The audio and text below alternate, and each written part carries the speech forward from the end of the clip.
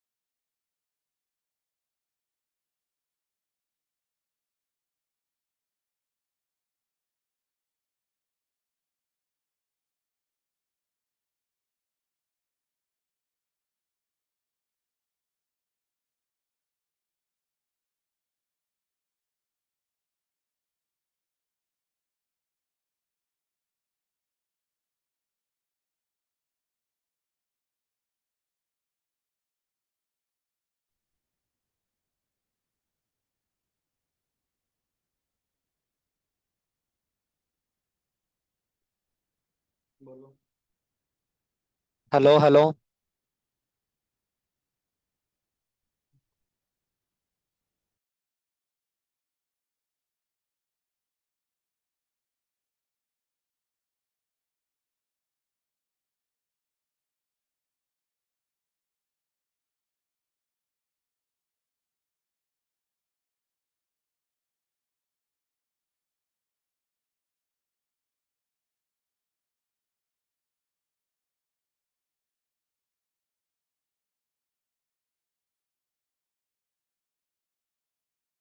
Hello hello.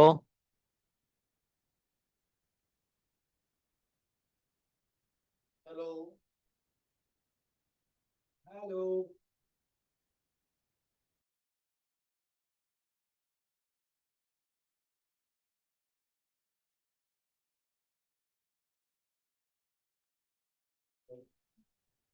Hello hello.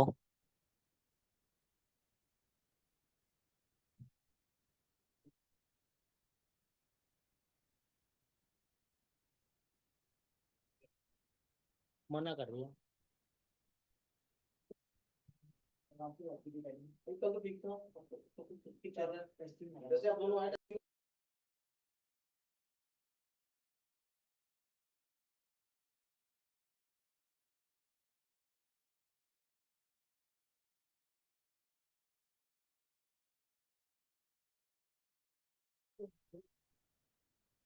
Hello hello. उधर भी आ रही होगी। कैमरा ऑन है सर। वीडियो के बारे में देखना, वीडियो की बात आती है, वीडियो के बारे में।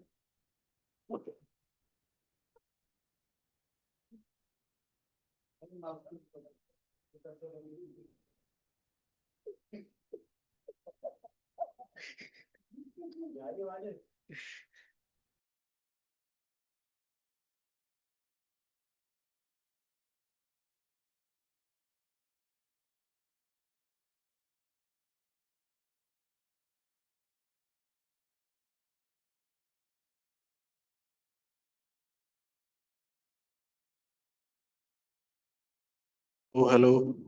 हेलो। हेलो। हेलो। हेलो।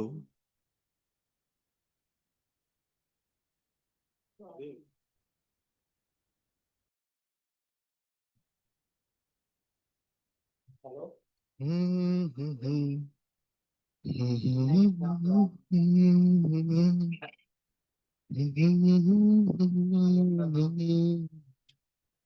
आवाज आ रही है ना।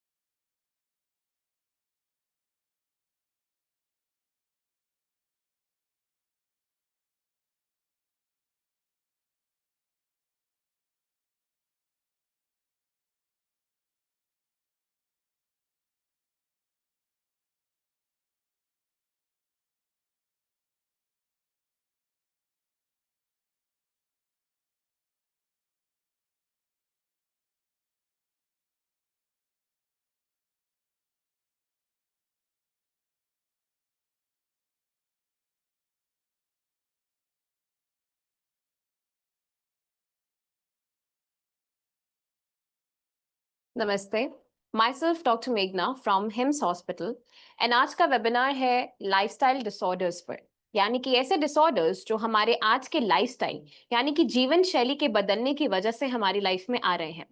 लाइफस्टाइल डिसऑर्डर्स को बहुत ही आम लिया जाता है, या फिर अपनी लाइफस्टाइल को जब हम चेंज नहीं करते, या आज की जो बिजी लाइफस्टाइल है, एक मोनोटोनस रूटीन जो हम फॉलो करते हैं, सुबह से लेकर शाम तक काम करते हैं, एंड उस दौरान हमारी डाइट क्या है, हमारा स्लीप पैटर्न कैसा रह रहा है, कि सभी चीजों को हम अवॉइड करते हैं।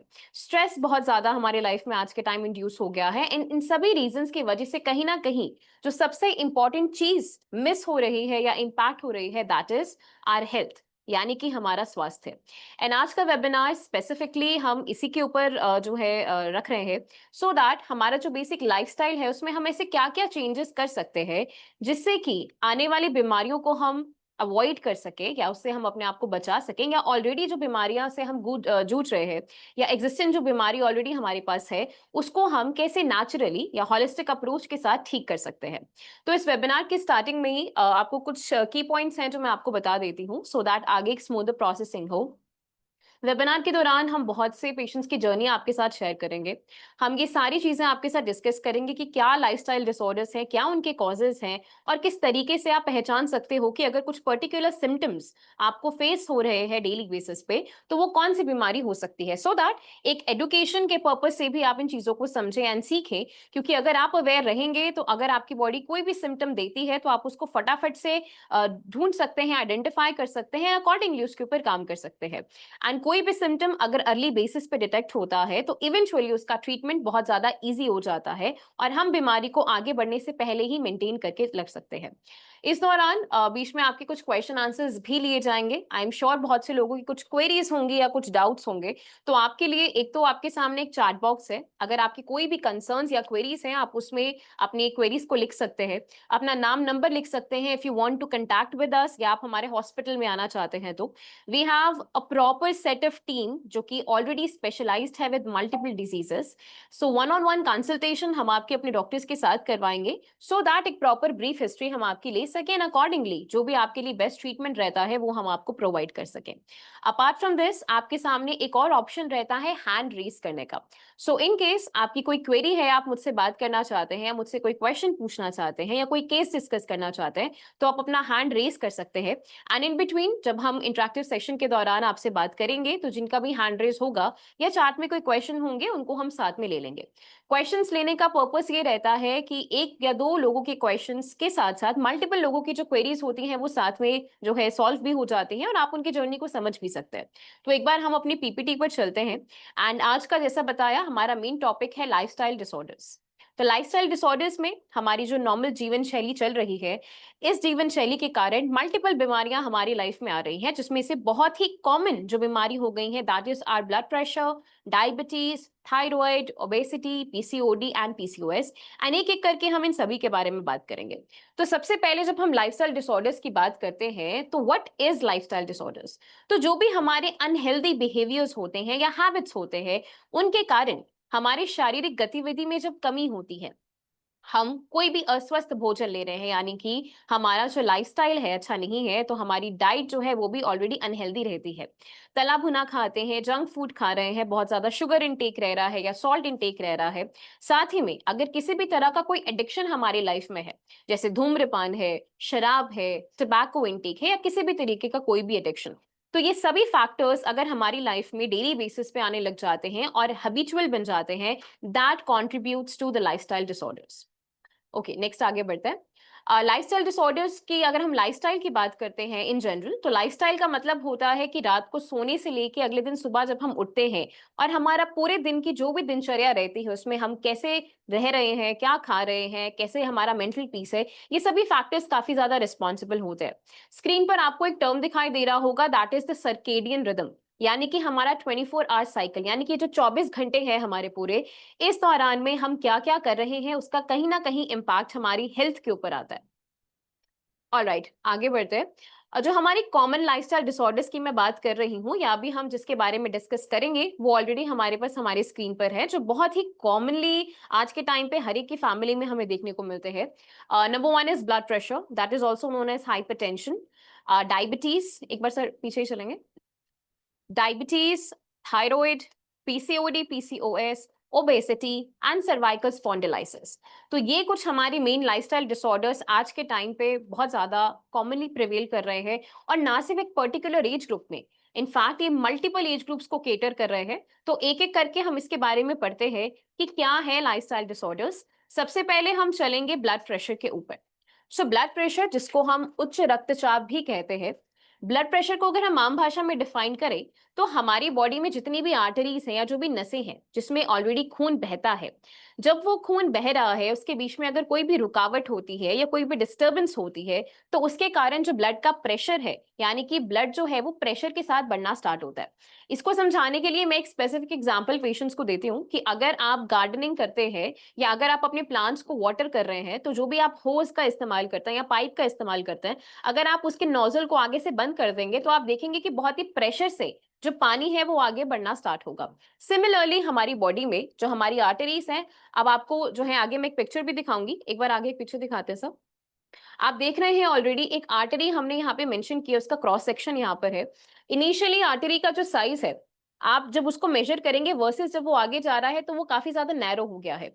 इनिशियली वहां पे एक वाइट जो येलोविश कलर के पैचेस आपको दिखाई दे रहे हैं या कलेक्शन दिखाई दे रहा है, जिसको अथेरोस्क्लेरोसिस कहते हैं, यानी कि कोई भी गंदगी रहती है वो हमारी बॉडी में जब जमा होना स्टार्ट हो जाती है तो इवेंचुअली वो पैसेज को और ज्यादा छोटा कर देती है। अब जब ब्लड वहां से जा रहा है तो उसके आगे जब रुकावट होगी तो वो प्रेशर से आगे जाएगा, एंड वही प्रेशर जब हमारी आर्टरीज की वॉल्स पर आना स्टार्ट होता है उसको हम ब्लड प्रेशर बोलते हैं। तो ये एक बेसिक डेफिनेशन है या एक लेमन लैंग्वेज में मैंने आपको समझाया है कि क्या होता है ब्लड प्रेशर। ऑलराइट, तो अब क्या क्या मेन कॉजेज होते हैं ब्लड प्रेशर के, उसमें सबसे इंपॉर्टेंट जो मेन कॉजेज हैं जो मोस्टली डिजीजेस में सेम ही रहेंगे, that is number 1 your stress and anxiety. अगर आपकी लाइफ में किसी भी तरह का स्ट्रेस एंजाइटी इस लेवल पर है कि वो आपकी डेली हैबिट्स को या रूटीन को अफेक्ट कर रहा है, तो that is quite dangerous for you. अगर आप किसी भी तरह का बेवरेजेस का सेवन कर रहे हैं जो कैफिनेटेड है, जैसे कि टी है, कॉफी है, उसका रेगुलर इंटेक आप कर रहे हैं, कोई भी मल्टीपल और हेल्थ कॉम्प्लिकेशंस आनी स्टार्ट होती हैं। फॉर एग्जांपल, अगर किसी को कोई किडनी की डिजीज है या और कोई कारण है जिसकी वजह से आपका ब्लड प्रेशर इंपैक्ट होना स्टार्ट होता है। अगर आपको कोई भी थायराइड की कॉम्प्लिकेशंस है, ये बहुत ही कॉमन एक कॉज है। बहुत से थायराइड के जो पेशेंट्स रहते हैं, अगर इनिशियल स्टेजेस में वो अपना ट्रीटमेंट सही से नहीं करते तो इवेंचुअली जो नेक्स्ट उनका हेल्थ कॉम्प्रोमाइज होता है उसमें उनका ब्लड प्रेशर सबसे पहले बढ़ना स्टार्ट होता है। स्मोकिंग, ड्रग यूज करना या कोई भी एडिक्शन होना, डाइटरी हैबिट्स एक्सट्रीमली इंपॉर्टेंट। अगर आपका डाइट प्रॉपर नहीं है, अगर आपका डाइट में बहुत ज्यादा अनसैचुरेटेड फैटी एसिड्स आप ले रहे हैं या ऐसा खाना ले रहे हैं जो कि हेल्दी नहीं है, तो इवेंचुअली आपकी बॉडी में ट्राइग्लिसराइड्स, लिपिड प्रोफाइल का बढ़ना और टॉक्सिन्स का इकट्ठा होना, ये सारे कंट्रीब्यूटिंग फैक्टर्स रहते हैं। ऑलराइट, आगे हम बढ़ेंगे कि कैसे हम डिफाइन करेंगे कि किसी को ब्लड प्रेशर है, तो कौन कौन से सिम्टम्स हमें देखने को मिलते हैं। सिम्टम्स की बात करें तो कुछ सिम्टम्स बहुत ही कॉमन रहते हैं हर बीमारी में, बट अगर हम कुछ पेक्यूलियर सिम्टम्स की बात करें, यानी कि ऐसे सिम्टम्स जिससे हमें स्पेसिफिक डिफाइन होगा कि हाँ ये ब्लड प्रेशर की ओर इंडिकेट कर रहा है, उसमें है सबसे पहले इरेगुलर हार्ट बीट। बहुत से पेशेंट्स में जो हार्ट बीट है वो आपको इरेगुलर होना स्टार्ट होगा, कईयों को पैल्पिटेशंस यानी कि खुद की धड़कन सुनाई देना, ये सिम्टम भी देखने को मिलता है। चेस्ट में पेन होना, वॉमिटिंग्स होना, डिजीनेस, फटीग, फेंटिंग होना, एंड सबसे इंपॉर्टेंट जो कि बहुत ही अंडरलाइन कॉज रहता है, यानी कि ऐसा कॉज या ऐसा सिम्टम जो कि पेशेंट को नहीं पता चलता कि ब्लड प्रेशर की ओर इंडिकेट कर रहा है, that is your chronic headache.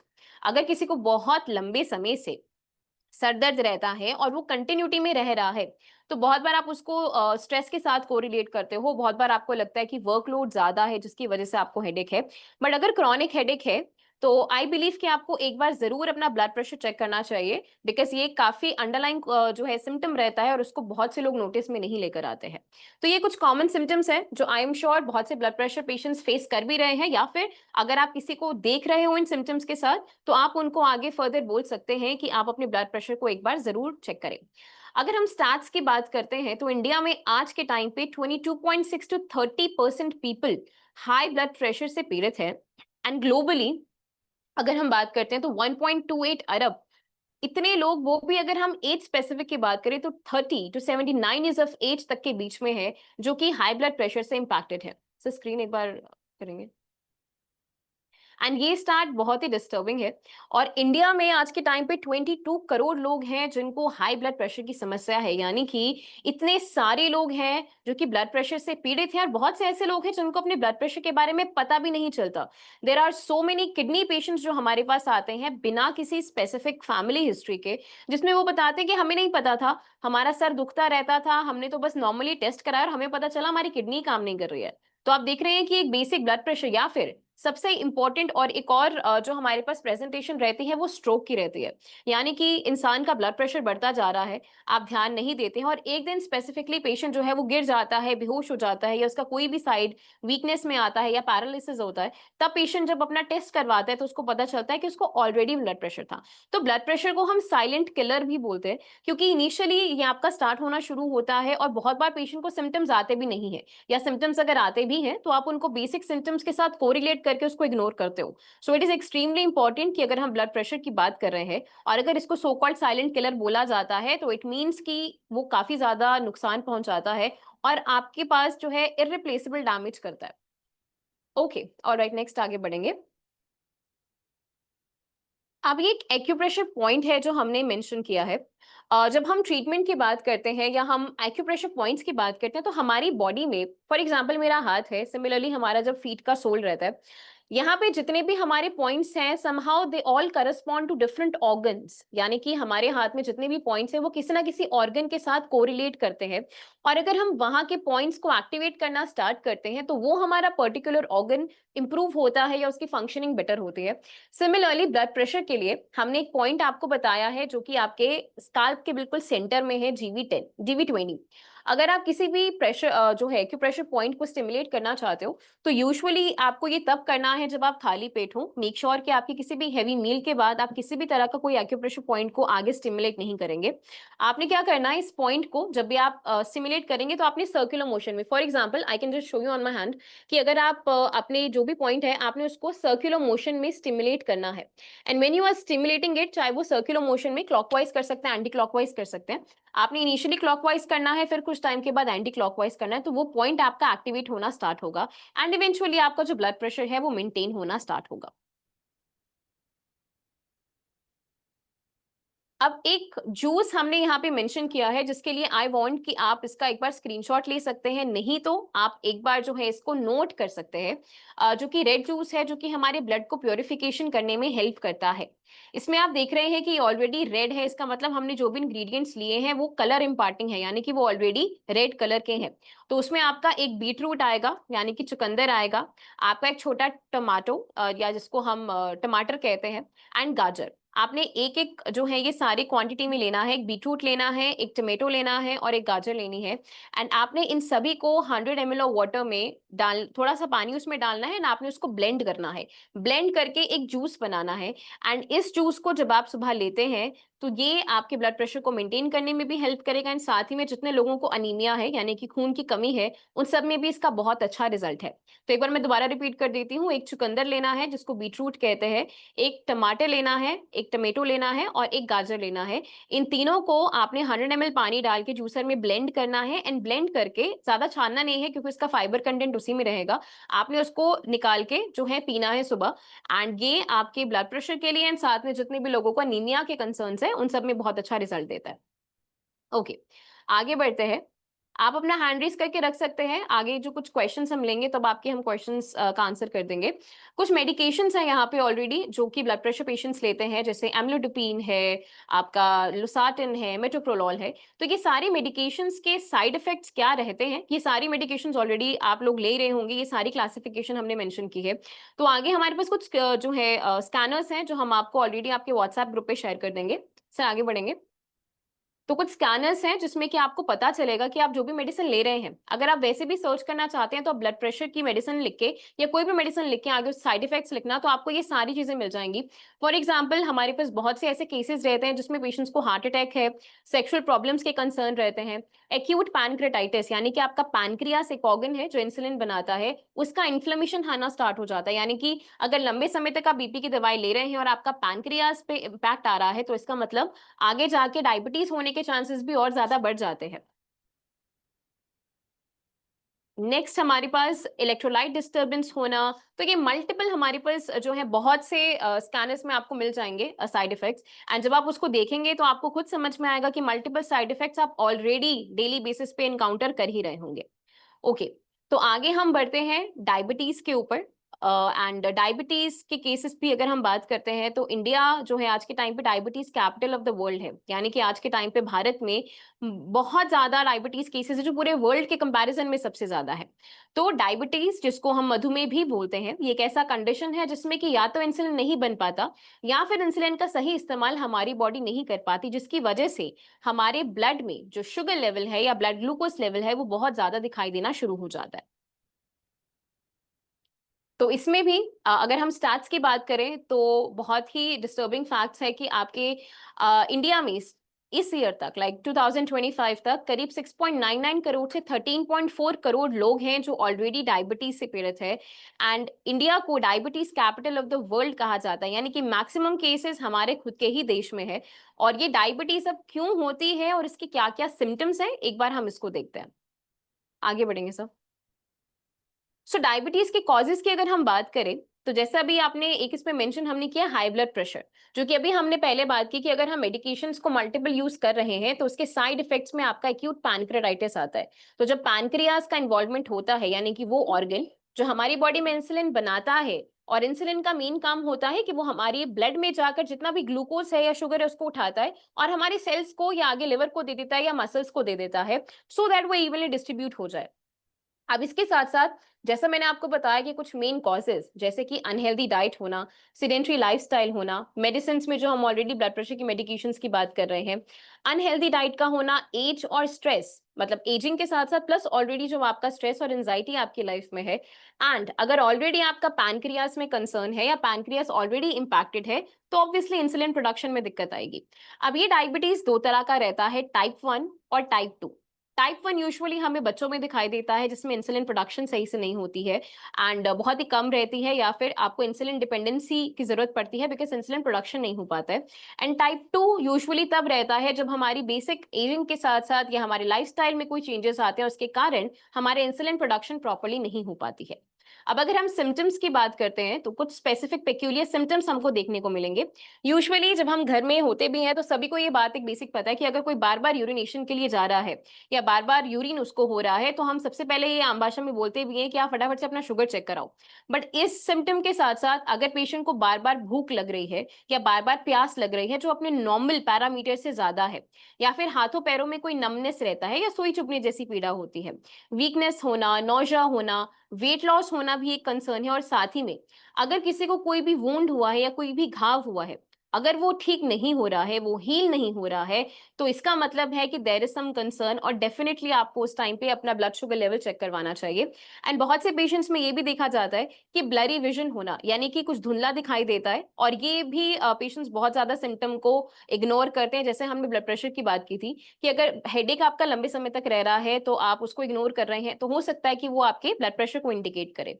Similarly अगर आपका ब्लरी विजन है लंबे समय तक तो ये भी एक इंडिकेशन हो सकता है कि आपका कहीं ना कहीं ब्लड शुगर लेवल बढ़ रहा है। इससे आगे बढ़ेंगे।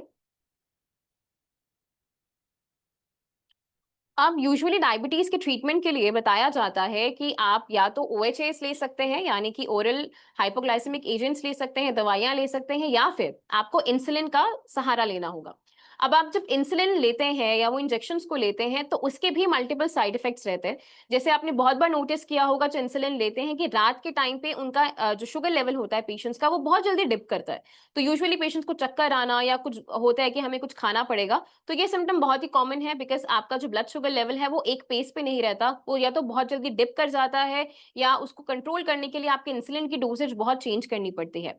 बहुत से पेशेंट्स में वेट गेन होना शुरू होता है, आपके पेरिफेरल एडिमा यानी कि हाथों पैरों में सूजन आनी स्टार्ट होती है समय के साथ, एंड जिस भी लोकेशन पे आप इंजेक्शन लगा रहे हैं कई बार वहां के आसपास की एट्रोफी भी होती है या उस जगह पे भी इंफेक्शन होने के चांसेस रहते हैं। नेक्स्ट आगे बढ़ेंगे। तो अभी तक हमने ब्लड प्रेशर की बात की, उसकी कॉजेज की बात की, सिम्टम्स की बात की। अब हम बात करेंगे हमने डायबिटीज की बात की कि डायबिटीज में किस तरीके से अगर आप मेडिकेशंस लेते हैं या आप इंसुलिन लेते हैं तो उसके क्या क्या इंपैक्ट रहते हैं। तो एक बार हमारे पास एक दो वीडियोस है जो हम आपको दिखाएंगे सो दैट आप लोगों की जर्नी से समझ सकें और सीख सके कि कैसे उन्होंने आयुर्वेद के साथ, नेचुरोपैथी के साथ अपनी डायबिटीज को कंट्रोल किया। तो एक बार हम एक दो वीडियोस देखते हैं। कृष्ण कुमार, राजस्थान हनुमानगढ़ से आया हूँ। यहाँ आए हुए मेरे को 3 दिन हो गए हैं। पहले मेरी डायबिटीज से टेबलेट लेने के बाद 300 के करीब रहती थी। अब टेबलेट छोड़ने के बाद 170-75 के लगभग रह रही है। इससे बढ़िया और मैं क्या कहूँ। आचार्य मनीष जी है जो हम उनसे मिले थे, हमें उनसे मिलकर के बहुत अच्छा लगा। सिमिलरली एक और वीडियो है मिस्टर ओझा की। आई एम श्योर आप सभी ने इनको देखा होगा। ये जितने भी यूपीएससी एस्पिरेंट्स हैं उन सबको पढ़ाते हैं, मोटिवेट करते हैं। तो इनको खुद डायबिटीज और हाइपरटेंशन का प्रॉब्लम था और इन्होंने डाइट को फॉलो किया और कुछ हर्ब्स को फॉलो किया। तो एक बार हम इन्हीं से सुनते हैं कि कितना अच्छा इंप्रूवमेंट इनको मिला। जय हिंद फ्रेंड्स। कोरोना काल में डायबिटीज का शिकार बना और कोरोना काल कहना तो ज्यादा गलत होगा। सही बात यह है कि एक अनियमित जीवन शैली, उस अनियमित जीवन शैली ने बीमारी दे दी, डायबिटीज भी और हाई बीपी दोनों साथ में। फिर ऐसे ही आकस्मिक, हालांकि आचार्य मनीष जी से मेरी मुलाकात बिंद्रा जी के शो में हो चुकी, पर एक दिन ये किसी डाइट की चर्चा कर रहे थे। वो मेरे स्टूडेंट ने मुझे भेजी, वो डाइट मैंने फॉलो किया, 2 प्लेट थियरी। और कल शाम, आज है तारीख 24 नवंबर, 23 नवंबर को मेरी रिपोर्ट आई है Lal pathology labs, 6.1 HbA1C, 11 glyceride down हो चुका है। और आचार्य जी को भगवान ने इस पूरी दुनिया में फैलाए, उनकी सेवाओं को, तो वो मानवता के लिए सेवा कर रहे हैं। तो मैं ये चाहता हूँ, मैं जाऊंगा भी और अपनी रिपोर्ट लेके जाऊंगा, आचार्य जी के आश्रम जाऊंगा। और आप में से जितने भी लोग आज के दौर में इस गंभीर बीमारी के शिकार हैं, वो आप सारे लोग आचार्य जी के ज्ञान का लाभ उठा सकते हैं। तो आपने देखा, अपनी डाइट को चेंज करके, अपने लाइफस्टाइल को चेंज करके, आपके जो हम लाइफस्टाइल डिसऑर्डर्स की बात कर रहे हैं उसमें ऑलरेडी आपको बहुत अच्छे रिजल्ट्स मिलते हैं। और वही जर्नी अभी हम बीच बीच में आपके साथ शेयर करते रहेंगे सो दैट आप उनकी जर्नी से समझ सकें और सीख सकें कि किस तरीके से बाकी पेशेंट्स को अच्छा इंप्रूवमेंट मिला। अगर हम थायराइड की बात करते हैं तो थायराइड आज के टाइम पे भी still again is very very common among females. Thyroid हमारी बॉडी में एक ऐसा बटरफ्लाई शेप्ड ग्लैंड है जो हमारे गले में रहता है एंड ये हमारी बॉडी में जितना भी मेटाबॉलिज्म है, ग्रोथ है, डेवलपमेंट है, इन सभी को मेंटेन करता है। अब अगर थायराइड ग्लैंड में कोई दिक्कत आएगी या उसके पैरामीटर्स में कोई दिक्कत आएगी तो इवेंचुअली हमारी ये सारी चीजें जो मेटाबॉलिज्म है, डेवलपमेंट है, ग्रोथ है, इन सभी में कहीं ना कहीं दिक्कत आनी स्टार्ट होगी। तो एक बार हम इसको देखते हैं। थायराइड की प्रेजेंटेशन की अगर हम बात करते हैं, आगे बढ़ेंगे। थायराइड की प्रेजेंटेशन की अगर हम बात करते हैं तो हमारे पास यूजुअली जो कॉमन प्रेजेंटेशन आती है क्लिनिकल, वो हाइपो और हाइपर की सबसे ज्यादा आती है। इसके अलावा अगर वही आगे मल्टीपल टाइम्स जो है आगे फर्दर प्रोग्रेसिव स्टेज में जाते हैं तो आपको ग्रेव्स डिजीज मिलना, हाशिमोटोस डिजीज या फिर थायराइड का कैंसर तक हो सकता है। बट जो हमारे पास मेन क्लिनिकल प्रेजेंटेशन रहती है हाइपो और हाइपर की, यानी कि आम भाषा में बोलते हैं कि मोटा करने वाला थायराइड और पतला करने वाला थायराइड, एक बार हम इसको डिफरेंशिएट करते हैं। तो अगर हमारे पास हाइपोथायरॉयडिज्म होता है तो आप देख रहे हैं ऑलरेडी एक पेशेंट को कि उसको ठंड लग रही है, तो बेसिकली आपको कोल्ड इंटॉलरेंस रहता है, यानी कि ठंड लगती है, आप उसको बर्दाश्त नहीं कर पाते हैं ठंड को ज्यादा। इसके अलावा पेशेंट का वेट बढ़ना स्टार्ट होता है, कॉन्स्टिपेशन होता है, फीमेल्स में जो पीरियड्स होते हैं वो इरेगुलर रहते हैं, और आपके जो नेल्स होते हैं, बहुत बार आपने देखा होगा कि नेल्स जल्दी टूटने लग जाते हैं। तो ब्रिटल नेल्स भी अगर किसी को हो तो वो भी एक इंडिकेशन है, तो कहीं ना कहीं आपके जो हार्मोन्स हैं वो फ्लक्चुएट कर रहे हैं। पेशेंट का पफी फेस रहता है, मसल्स में, जॉइंट्स में पेन रहता है। सिमिलरली अगर हम इसको बात करते हैं हाइपरथायरॉयडिज्म पेशेंट की, तो उसमें बहुत सी चीजें उल्टी रहती है, यानी कि इसमें पेशेंट का वेट लॉस यूजुअली रहता है। स्पेसिफिकली जो पेशेंट है उसको जो पीरियड्स हैं वो उसमें भी रेगुलर रहेंगे। पेशेंट को डायरिया होना स्टार्ट होता है, रेसिंग हार्ट, यानी कि आपका जो पल्स रेट है वो बहुत ज्यादा रहता है, हार्ट जल्दी जल्दी बीट करना शुरू करता है। जहां पे आपके हाइपो में नेल्स ब्रिटल थे, जल्दी टूट रहे थे, इसमें जो नेल्स है वो बहुत ज्यादा थिक हो जाते हैं और बहुत ज्यादा फ्लेकी हो जाता है। नर्वसनेस होना, एंजाइटी होना, ये कुछ कॉमन सिम्टम्स हम हाइपो और हाइपर पेशेंट्स में स्पेसिफिकली देखते हैं। आगे बढ़ेंगे। और अगर हम कॉमन सिम्टम्स की बात करें जो सभी मतलब एक स्पेसिफिक थायराइड के पेशेंट में देखने को मिलेगा, वो यूजुअली हमारे यही रहते हैं कि एंजाइटी होना, नर्वसनेस होना, स्लीप डिस्टर्बेंस होना, बहुत ज्यादा गर्मी लगना, ये भी एक पेशेंट को सिम्टम रहता है, इरिटेबल होना, मूड स्विंग्स होना, एंड सबसे इंपॉर्टेंट चीज रहती है कि बहुत से पेशेंट्स में फोकस प्रॉपरली नहीं हो पाता, यानी कि लैक ऑफ कॉन्सेंट्रेशन होना स्टार्ट होता है, या कई बार पेशेंट्स कुछ भूलने लग जाते हैं, कम एज में ही चीजों को भूलने लग जाते हैं। तो वो भी एक स्पेसिफिक इंडिकेटर है कि आपको एक बार अपना थायराइड प्रोफाइल चेक करवाना चाहिए। ओके, अगर हम थायराइड की बात करें या कुछ कंडीशंस की बात करें जो स्पेसिफिकली हाइपोथायरॉयडिज्म को लेकर जाती है, उसमें है कि अगर आपका थायराइड ग्लैंड इन्फ्लेम्ड है, यानी कि उसमें सूजन आ रही है, हाशिमोटोस थायराइडाइटिस है, पोस्टपार्टम थायराइडाइटिस, यानी कि जो फीमेल्स कंसीव कर लेती हैं, बच्चा होने के बाद का जो कंडीशन होता है, उस टाइम पे भी बहुत से पेशेंट्स को थायराइड की कंडीशन रहती है। Iron deficiency very common cause, और अगर आपका थायराइड ग्लैंड फंक्शन कर ही नहीं रहा है तो ऑब्वियसली उसकी वजह से भी आपका जो हाइपोथायरॉयडिज्म है उसका कंसर्न पेशेंट को हो सकता है। सिमिलरली अगर हम हाइपरथायरॉयडिज्म की बात करते हैं, नेक्स्ट स्लाइड पे जाएंगे। हाइपरथायरॉयडिज्म की जो कॉजेज है, मींस वो ग्रेव्स डिजीज है, कोई न्यूड्यूल्स का बनना है, अगर थायराइड है उसकी इन्फ्लेमेशन हो रही है, तो इन सभी कॉजेज की वजह से, या फिर अगर पेशेंट एक्सेसिव आयोडीन का सेवन कर रहा है तो पेशेंट को हाइपरथायरॉयडिज्म रहता है।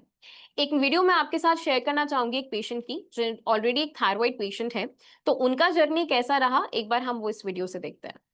डॉक्टर प्रियंका, जब से मैं दिल्ली से आई हूँ, वहाँ पे मेरा 19 ईयर से मैं अपनी थायराइड की मेडिसिन ले रही थी। सिंस मेरी प्रेगनेंसी के बाद में मुझे पोस्ट प्रेगनेंसी थायराइड हो गया था, एंड 19 ईयर से मैं 100 mg मेडिसिन ले रही थी। प्लस मुझे अभी हार्मोनल्स की भी प्रॉब्लम चल रही थी, मेनोपॉजल टाइम के भी प्रॉब्लम्स थी मेरे साथ में। यहाँ आकर मुझे बहुत थेरेपीज मिली और बहुत अच्छा लगा, प्लस बहुत अच्छी गाइडेंस मिली है सबके साथ में। डॉक्टर प्रियंका ने, डॉक्टर रचना मैम ने बहुत ज्यादा कोऑपरेटिव हैं और उन्होंने हमें बहुत हेल्प करी। आई फील बेटर, मुझे दिन ब दिन बहुत अच्छा लग रहा है और काफी चीजों के बारे में पता चला जो हम जाने अनजाने ले लिया करते थे, जैसे दूध वगैरह या क्या। तो हमें ये चीजों के बारे में पता चला कि कितनी ये सब चीजें मतलब हमारे लिए हानिकारक हो सकती हैं। प्लस जो है हमारा जो भी मेडिसिन, हम आयुर्वेद फीवर में कैसे भी मेडिसिन ले लेते थे, कुछ भी कैसे भी एंटीबायोटिक्स ले लेते थे, तो उन सब से भी हमें कैसे बचना है उनके बारे में भी क्योर हमें बताया गया है, जो कि हमारे लिए बहुत हेल्पफुल है। मतलब मैं वेट गेन से भी काफी टाइम से परेशान चल रही थी, वो उसमें भी मुझे लॉस देखने को मिला है। मतलब मेरे लिए तो 100% पॉजिटिव रिव्यूज आए हैं। हम शायद आयुर्वेदा को भूल गए थे अपनी लाइफ में, बट मुझे लगता है हमें चीजों को वापस लेकर के आना चाहिए। तो आपने देखा इनकी जर्नी में, जैसा इन्होंने बताया कि आयुर्वेदा को वापस लेकर आने से कैसे जो इनके कंसर्न्स चल रहे थे थायराइड से रिलेटेड, वो कितना अच्छा इनको रिलीफ मिला है। अब जैसे हमने हाइपरटेंशन की मेडिकेशंस की बात की थी, सिमिलरली आपके सामने ये सारी मेडिकेशंस का क्लासिफिकेशन है जो कि हम थायराइड पेशेंट्स को देते हैं, जिसमें कि मेन एल्ट्रॉक्सिन जो है आपका मेन जो है मेडिकेशंस रहती हैं। तो ये मल्टीपल मेडिकेशंस पेशेंट थायरोनॉर्म है ये सभी ले रहे हैं, बट इन मेडिकेशंस के भी क्या क्या साइड इफेक्ट्स रहते हैं या क्या क्या एडवर्स इफेक्ट्स आपको देखने को मिलते हैं, उसके लिए ऑलरेडी हमारे पास स्कैनर्स है जो मैं आपको शेयर करूंगी। आपके व्हाट्सएप ग्रुप पर भी हम उसको भेज देंगे, सो दैट आप उसको प्रॉपर्ली स्कैन करके एक बार पूरा पढ़ेंगे तो आप रियलाइज करेंगे कि मल्टीपल चेंजेस आप already may be daily basis पे ऑब्जर्व कर रहे हो।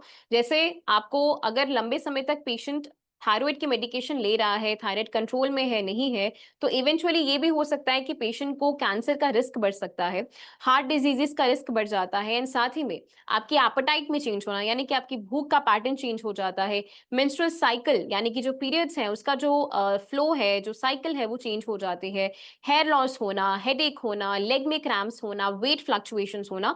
तो ये कुछ साइड इफेक्ट्स ऑलरेडी पेशेंट्स को फेस करने को पड़ते हैं अगर आप बहुत लंबे समय तक जितनी भी ये मेडिकेशंस हमने मेंशन की हैं इसको ले रहे हैं। एंड जैसा मैंने पहले बताया था, अगर आप किसी भी तरह का मेडिकेशन लेते हैं तो जब आप उसका आगे साइड इफेक्ट लिखेंगे तो आपको ये मल्टीपल जो है सिम्टम्स मिलने स्टार्ट हो जाएंगे। तो आप ये स्कैनर्स जब बाद में स्कैन करके देख लेना, आपको सारी जो है मिल जाएंगे अपनी डिजीज के अकॉर्डिंगली कि किस तरीके से थायराइड के मेडिकेशंस या जो भी हम ये केमिकल बेस्ड मेडिकेशंस बताते हैं इसका क्या इम्पैक्ट रहता है हमारी लाइफ के अंदर। ऑलराइट, आगे बढ़ेंगे। ये स्कैनर्स आपको ऑलरेडी प्रोवाइड हो जाएंगे। अब कुछ होम रेमेडीज हैं हाइपो और हाइपर के लिए जो कि आप नोट कर सकते हैं। अगर आपको हाइपोथायरॉयडिज्म है तो सबसे अच्छी चीज जो कि आप घर पर अभी से स्टार्ट कर सकते हैं, दैट इज की जो धनिया होता है, धनिया, साबुत धनिया आप रात को भिगोकर रखेंगे 1 चम्मच, एक ग्लास में, एंड अगले दिन मॉर्निंग में आपने उसको छानकर पीना है। आप 20 डेज पे अगर इसको करते हैं तो इवेंचुअली आप देखेंगे कि आपके थायराइड प्रोफाइल में बहुत अच्छा रिजल्ट आना स्टार्ट होगा। आप नारियल पानी को अपनी लाइफ में इनकलकेट कर सकते हैं, डाइट में इनकलकेट कर सकते हैं। जितनी भी हमारी तली हुई चीजें हैं, बेवरेजेस हैं, कैफिनेटेड चीजें हैं, उसको आप बंद करेंगे। जो भी जंक फूड है, प्रोसेस्ड फूड है, वो तो सभी डिजीजेस के लिए है कि उसको आपको अवॉइड करना ही करना है। अपार्ट फ्रॉम दिस, आयुर्वेद में हम पंचकर्मा की अगर बात करते हैं, जिसमें कि हम मल्टीपल प्रोसीजर्स करवाते हैं जिससे कि हम आपके बॉडी को डिटॉक्सिफाई कर सकें और बीमारी को रिवर्स कर सकें। उसमें कुछ हम थेरेपीज करवाते हैं, जैसे शिरोधारा है जिसमें हम सिर पर तेल डालते हैं, नस्य है जिसमें कि हम नॉस्ट्रल्स में आपके तेल डालते हैं, और विरेचन यानी कि स्टूल्स के थ्रू आपके जितने भी टॉक्सिन्स या गंदगी है उसको बॉडी से हम बाहर निकालते हैं। तो थायराइड के लिए सबसे बेस्ट चीज जो हाइपोथायरॉयडिज्म है उसके लिए है कि आपको 1 चम्मच तो धनिया है, साबुत धनिया, वो रात को भिगोकर रखना है और अगले दिन उसको छानकर पीना है। ये आप अभी से स्टार्ट कर सकते हैं और 20 डेज के अंदर ही आपको विजिबल रिजल्ट्स मिलने स्टार्ट होंगे। नेक्स्ट आगे बढ़ेंगे हम हाइपरथायरॉयडिज्म के लिए। इसमें आपको एक चाय मेंशन की है, दैट इज वाइटेक्स यानी कि चास्ट बेरी। ये आपको अवेलेबल हो जाएगी। आप जो है अगर लेना भी चाहते हैं तो एक बार आप, क्योंकि हर पेशेंट अलग तरीके से प्रेजेंट होता है, तो एक बार आप रिकमेंडेशन के साथ ही इसको लेंगे। साथ में आप जो है जितना भी शुगर कंटेंट है या जितना भी सॉल्ट इनटेक है उसको आप कम करेंगे। एंड अगर हम पंचकर्मा की बात करें तो इसमें भी नस्य है जो हमने पहले बात की, शिरोधारा, एंड साथ में बस्ती का हम प्रयोग करेंगे, यानी कि आपके एनल रीजन के थ्रू जो हम मेडिकेशंस हैं या काढ़ास हैं या कषाय हैं उसको डालते हैं, सो दैट हम आपकी जो भी क्लेंजिंग है वो करवाएं।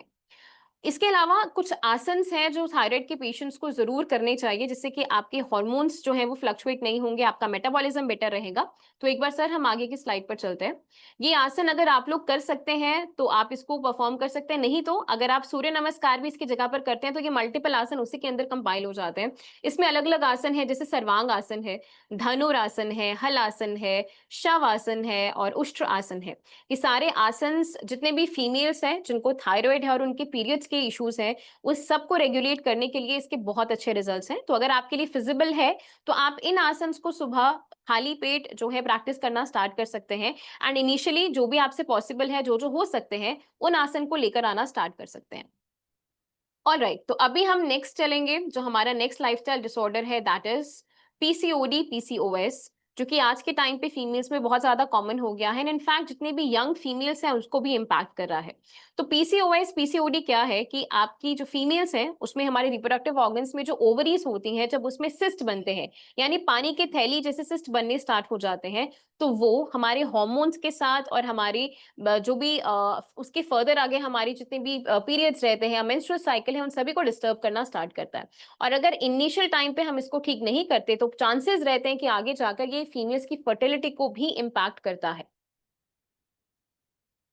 तो इसमें हमारे पास कॉमन सिम्टम्स की बात करें तो मूड स्विंग्स होना, एक्ने होना very common symptom, insulin resistance होना, हाई टेस्टोस्टेरॉन यानी कि मेल हार्मोन्स एंड्रोजन्स का बढ़ना, हेयर थिनिंग होना यानी कि सर के जो बाल हैं वो गिरने ज्यादा स्टार्ट हो जाते हैं, हेयर फॉल होना शुरू हो जाता है, इरेगुलर पीरियड्स होना, वेट फ्लक्चुएशन होना, एक्सेसिव बॉडी हेयर ग्रोथ होना, मींस मेल लाइक पैटर्न की तरह आपके जो है बॉडी पे हेयर का ग्रोथ होना स्टार्ट होता है, सिस्ट बनने शुरू होते हैं, सेक्सुअल ड्राइव भी इंपैक्ट होनी शुरू होती है। तो ये कुछ कॉमन सिम्टम्स है पीसीओएस, पीसीओडी के। अपार्ट फ्रॉम दिस अगर हम कॉजेस की बात करें तो ऑब्वियसली जो आपका स्ट्रेस है, एंजाइटी है, अनहेल्दी डाइट है, कई बार जीन्स में भी अगर किसी फैमिली हिस्ट्री है, ऑलरेडी फैमिली में किसी को पीसीओडी, पीसीओएस है, तो उनको भी काफी हायर डिस्पोजिशन रहती है कि उनको भी आगे हो सकता है। तो ये सारे मेन कॉजेस हमारे पास रहते हैं। कुछ केसेस यहाँ पे हमने ऑलरेडी मेंशन किए हैं पेशेंट्स के, जिसमें कि हार्मोनल ऐसे करवाया तो उसमें काफी अच्छे चेंजेस आए हैं पेशेंट्स के। नेक्स्ट एक बार आगे बढ़ेंगे। ये वीडियो है एक जिसमें कि 7 डेज के अंदर ही एक पीसीओडी पेशेंट्स को काफी अच्छे रिजल्ट्स मिले हैं, और इसके बाद एक रेमेडी हम आपके साथ शेयर करेंगे। तो एक बार इस वीडियो को देखते हैं।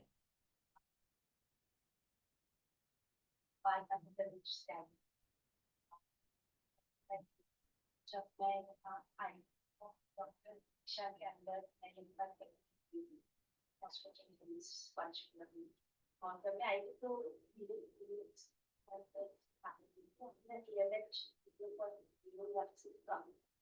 और just within 7 days of treatment, मेरा hair अच्छा 2.9 हो गया है। और I'm very happy और अब तक सब की जाने का वेट कर रही हूँ to get conceived. Very thank you. तो आप देख रहे हैं कि पेशेंट का AMH लेवल कम हो गया था, जिसकी वजह से आगे उनकी फर्टिलिटी कॉम्प्रोमाइज हो रही थी। एंड जब उन्होंने ट्रीटमेंट लेना स्टार्ट किया तो वो फंक्शंस ऑलरेडी इंप्रूव हुए हैं। एंड अब पेशेंट्स के जब पीरियड्स रेगुलर होना स्टार्ट होंगे तो ऑब्वियसली उनका जो कंसीव करने का प्रोसेस है वो भी ज्यादा ईजी हो जाएगा। अगर हम होम रेमेडीज की बात करते हैं तो मेन स्पेसिफिकली जितने भी PCOD PCOS के पेशेंट्स हैं, जितने भी आपके कार्ब वाली डाइट है, आपने उसको कम करना है। जितना भी ब्लड शुगर लेवल आपका बढ़ेगा, इवेंचुअली उतना ज्यादा दिक्कत पेशेंट्स को आनी स्टार्ट होती है। कोशिश करेंगे कि 1 घंटा दिन का आप जरूर निकालें किसी भी फिजिकल एक्टिविटी के लिए, चाहे आप योगासन्स कर रहे हैं, योग कर रहे हैं, वॉकिंग कर रहे हैं, एक्सरसाइज कर रहे हैं, तो किसी ना किसी तरीके का फिजिकल एक्टिविटी आपकी डाइट में, आपकी जो लाइफस्टाइल है उसमें होना चाहिए। आपके जितने भी सीड्स रहते हैं उन सीड्स को आप अपनी डाइट में ऐड ऑन कर सकते हो। पंपकिन सीड्स है, सनफ्लावर सीड्स है, तो ये सारे सीड्स आप रात को भिगोकर सुबह ले सकते हैं। ड्राई फ्रूट्स रात को भिगोकर ले सकते हैं। मेथी है, दालचीनी है, अलसी है, जिसको फ्लैक्स सीड्स भी कहते हैं, ये सब ओमेगा 3 फैटी एसिड्स में रिच होते हैं, तो इसको भी आप अपनी डाइट में लेकर आ सकते हो। और अगर हम आयुर्वेद में पंचकर्मा की बात करते हैं तो हमारे पास कुछ प्रोसीजर्स हैं, जैसे कि बस्ती है, नस्से है, शिरोधारा है, अभ्यंग है, उत्तर बस्ती है। ये सारे प्रोसीजर्स आपके हार्मोन्स को बैलेंस करते हैं।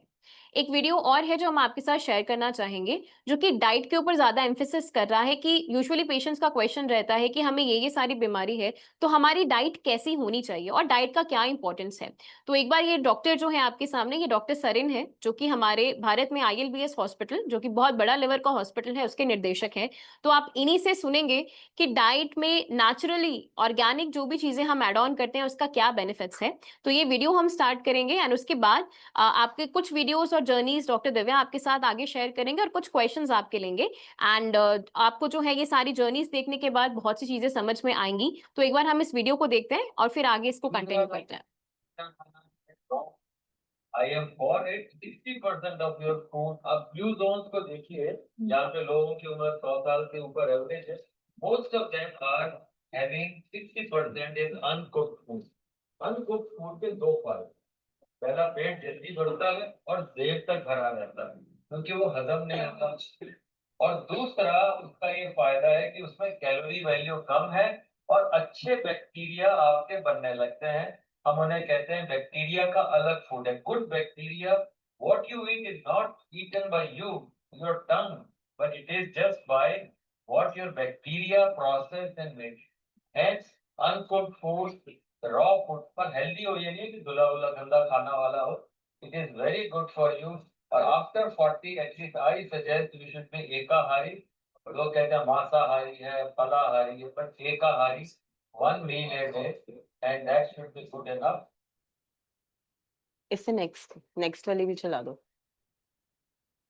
ये डॉक्टर सरीन कुछ फूड से रिलेटेड आपको चीजें बता रहे हैं कि फूड को आपको कैसे लेना चाहिए, और साथ में आजकल फूड पोल्यूशन, हम सब कुछ सोचते हैं कि हाँ हम अच्छा खाना, अच्छी हवा, अच्छी चीजों के बारे में बात करते हैं, लेकिन जो खाना हम खा रहे हैं हम उसको उसको आप कैसे अच्छा कर सकते हो या क्या आपके लिए सही है, उसकी बात कोई नहीं करता। तो वही वो एक्सप्लेन कर रहे हैं, एक बार प्ले कर दो नेक्स्ट।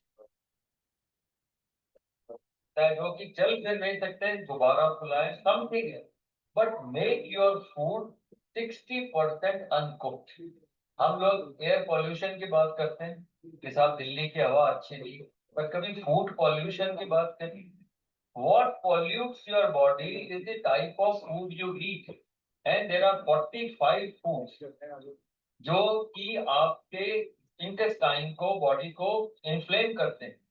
सिंपल एग्जांपल उसे कहते हैं diet inflammatory index. I want each one of you, और मैं अपनी बुक की पब्लिसिटी नहीं कर रहा, बट जस्ट टू से कि इसमें छोटा सा अपेंडिक्स है, diet inflammatory index. 1% diet inflammatory index बढ़ता है, 6% कैंसर का रिस्क बढ़ता है, 2% डाइट इंडेक्स बढ़ता है। अगर यूट्राइन कैंसर, ब्रेस्ट कैंसर 18% बढ़ेगा। So make sure that what you eat does not cause inflammation in your body. Body को सेहत तरीके से रखें। राइट, तो सुना आपने, डॉक्टर सरीन का कहना है कि फूड ही आपकी बॉडी को हेल्दी रखता है। तो जितना आप फूड को एज अ मेडिसिन यूज करेंगे या जो आपके लिए अच्छा है वही खाएंगे, तभी आपकी बॉडी जो है हेल्दी होगी और उसी से ही आपकी बॉडी में जो जो प्रॉब्लम्स आ रही हैं वो धीरे धीरे रिवर्स होनी स्टार्ट हो जाएंगी, राइट। तो अभी हम बात करेंगे डाइट के बारे में। इससे नेक्स्ट जो स्लाइड है ना वो स्टार्ट कर दो।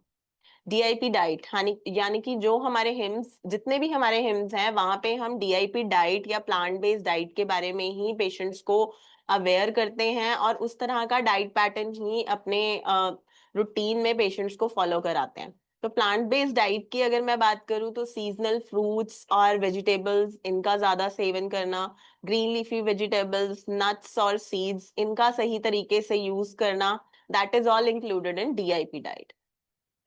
इसमें हम मिलेट्स का यूज बताते हैं। Millets, there are 3 type of millets, positive, neutral and negative. Positive millets वो हैं जो कि आपकी बीमारी को रिवर्स करने में भी हेल्प करते हैं और इसमें जो फाइबर कंटेंट है that is up to 10 to 12%, right. Then neutral millets होते हैं आपके जैसे रागी, सौरो, इस तरह के जो मिलेट्स होते हैं, बाजरा, ज्वार, ये सब हमारे न्यूट्रल मिलेट्स हैं। ये बीमारी को रोक के रखने में हेल्प करते हैं और इनका फाइबर कंटेंट भी तकरीबन 3 to 6 और मैक्सिमम 8% तक होता है। देन नेगेटिव मिलेट्स में इंक्लूड होता है राइस और गेहूं दोनों।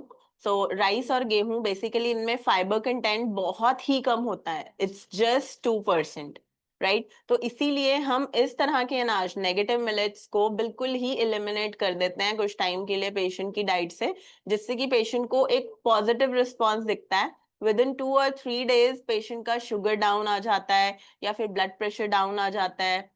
इस तरह के जो चेंजेस है वो हमें इसीलिए देखने को मिलते हैं क्योंकि हम पेशेंट की डाइट से जो अनवांटेड चीजें हैं या फिर जो ऐसी चीजें हैं जो कि पेशेंट की बीमारी को बढ़ा रही हैं उनको हम एलिमिनेट कर रहे हैं।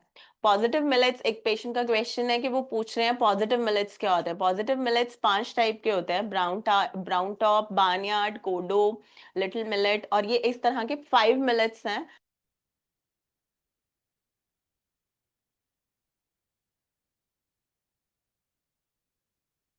ब्राउन टॉप और little millet. Then neutral millet आते हैं हमारे ज्वार, बाजरा, रागी, कॉर्नफ्लावर, इन सब को इंक्लूड करते हैं न्यूट्रल मिलेट्स में। और राइस और व्हीट ये इंक्लूड होते हैं नेगेटिव मिलेट्स में, राइट। सो इसीलिए नेगेटिव मिलेट्स का यूज बिल्कुल कम, और जो पेशेंट ज्यादा बीमार है उन्हें पॉजिटिव मिलेट्स ही यूज करने को बोला जाता है। नेक्स्ट। देन ये कुछ इंपॉर्टेंट पॉइंट्स हैं जो हमने यहाँ पे जो हमारे हॉस्पिटल्स में जो हम पेशेंट्स को रखते हैं तो उनको काफी हद तक ये चीजें फॉलो कराते हैं। जैसे कि उन्हें वीट या पैक्ड फूड आइटम सब बंद हो जाती है, जो हॉस्पिटल में प्रिपेयर होता है वही पेशेंट को दिया जाता है। उन्हें 7 बजे के बाद खाना खाना नहीं अलाउड होता या फिर हम उन्हें नहीं खाने देते, और अगर लेना भी है तो बिल्कुल लाइट चीजें या फिर लिक्विड चीजें ही देते हैं। Then brisk walking 30 minutes after 30 minutes with barefoot, मतलब 30 मिनट के लिए उन्हें चलने के लिए बोलते हैं। सुबह योगा क्लासेस होती हैं और ये सब हम फॉलो कराते हैं पेशेंट्स को। 1 घंटे के लिए सुबह की धूप में बैठना।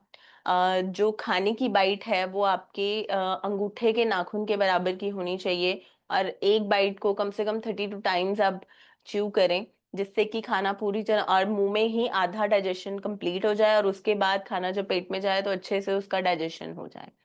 10 minutes slow walk after every meal, हर खाने के मील के बाद आप कम से कम 10 मिनट्स के लिए स्लो वॉकिंग करें।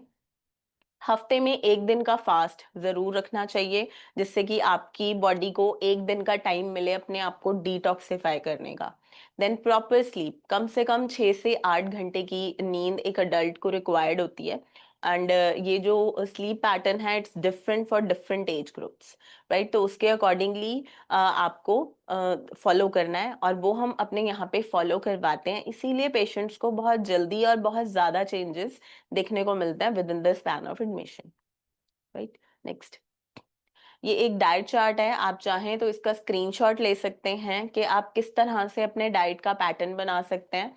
सुबह उठ के रॉ जिंजर, रॉ टर्मरिक, इस तरह की चीजों का यूज कर सकते हैं। कुछ पेशेंट्स को हम करी लीव्स बोलते हैं, ब्रेकफास्ट के टाइम वो करी लीव्स यूज कर सकते हैं। 5 करी लीव्स लेनी है और उन एक एक लीफ को 1-1 मिनट के लिए च्यू करना है और फिर अंदर इनगल्फ करना है, राइट। तो ये सभी प्रोसेसेस आपकी बॉडी की जो हीलिंग कैपेसिटी है उसको इम्प्रूव करते हैं और धीरे धीरे जो जो भी प्रॉब्लम्स हैं उसको रिकवर करने में हेल्प करते हैं। इसे नेक्स्ट, इसके साथ साथ योग और मेडिटेशन इसके बारे में बताते हैं। फिर आप वाटर को यूज कर सकते हैं फॉर हीलिंग, जैसे कि डिफरेंट टाइप ऑफ लिक्विड्स आप पूरे दिन में यूज कर सकते हैं, जैसे कि अल्कलाइन वाटर आप बना सकते हैं, हर्बल टी आप यूज कर सकते हैं, लिविंग वाटर बना सकते हैं, coconut water, turmeric water, fasting once a week. ये सब तरीके हैं जिससे कि आपकी बॉडी जो है धीरे धीरे हीलिंग मोड पे चली जाती है और सभी प्रॉब्लम्स को खुद ही रिवर्स करना शुरू कर देती है।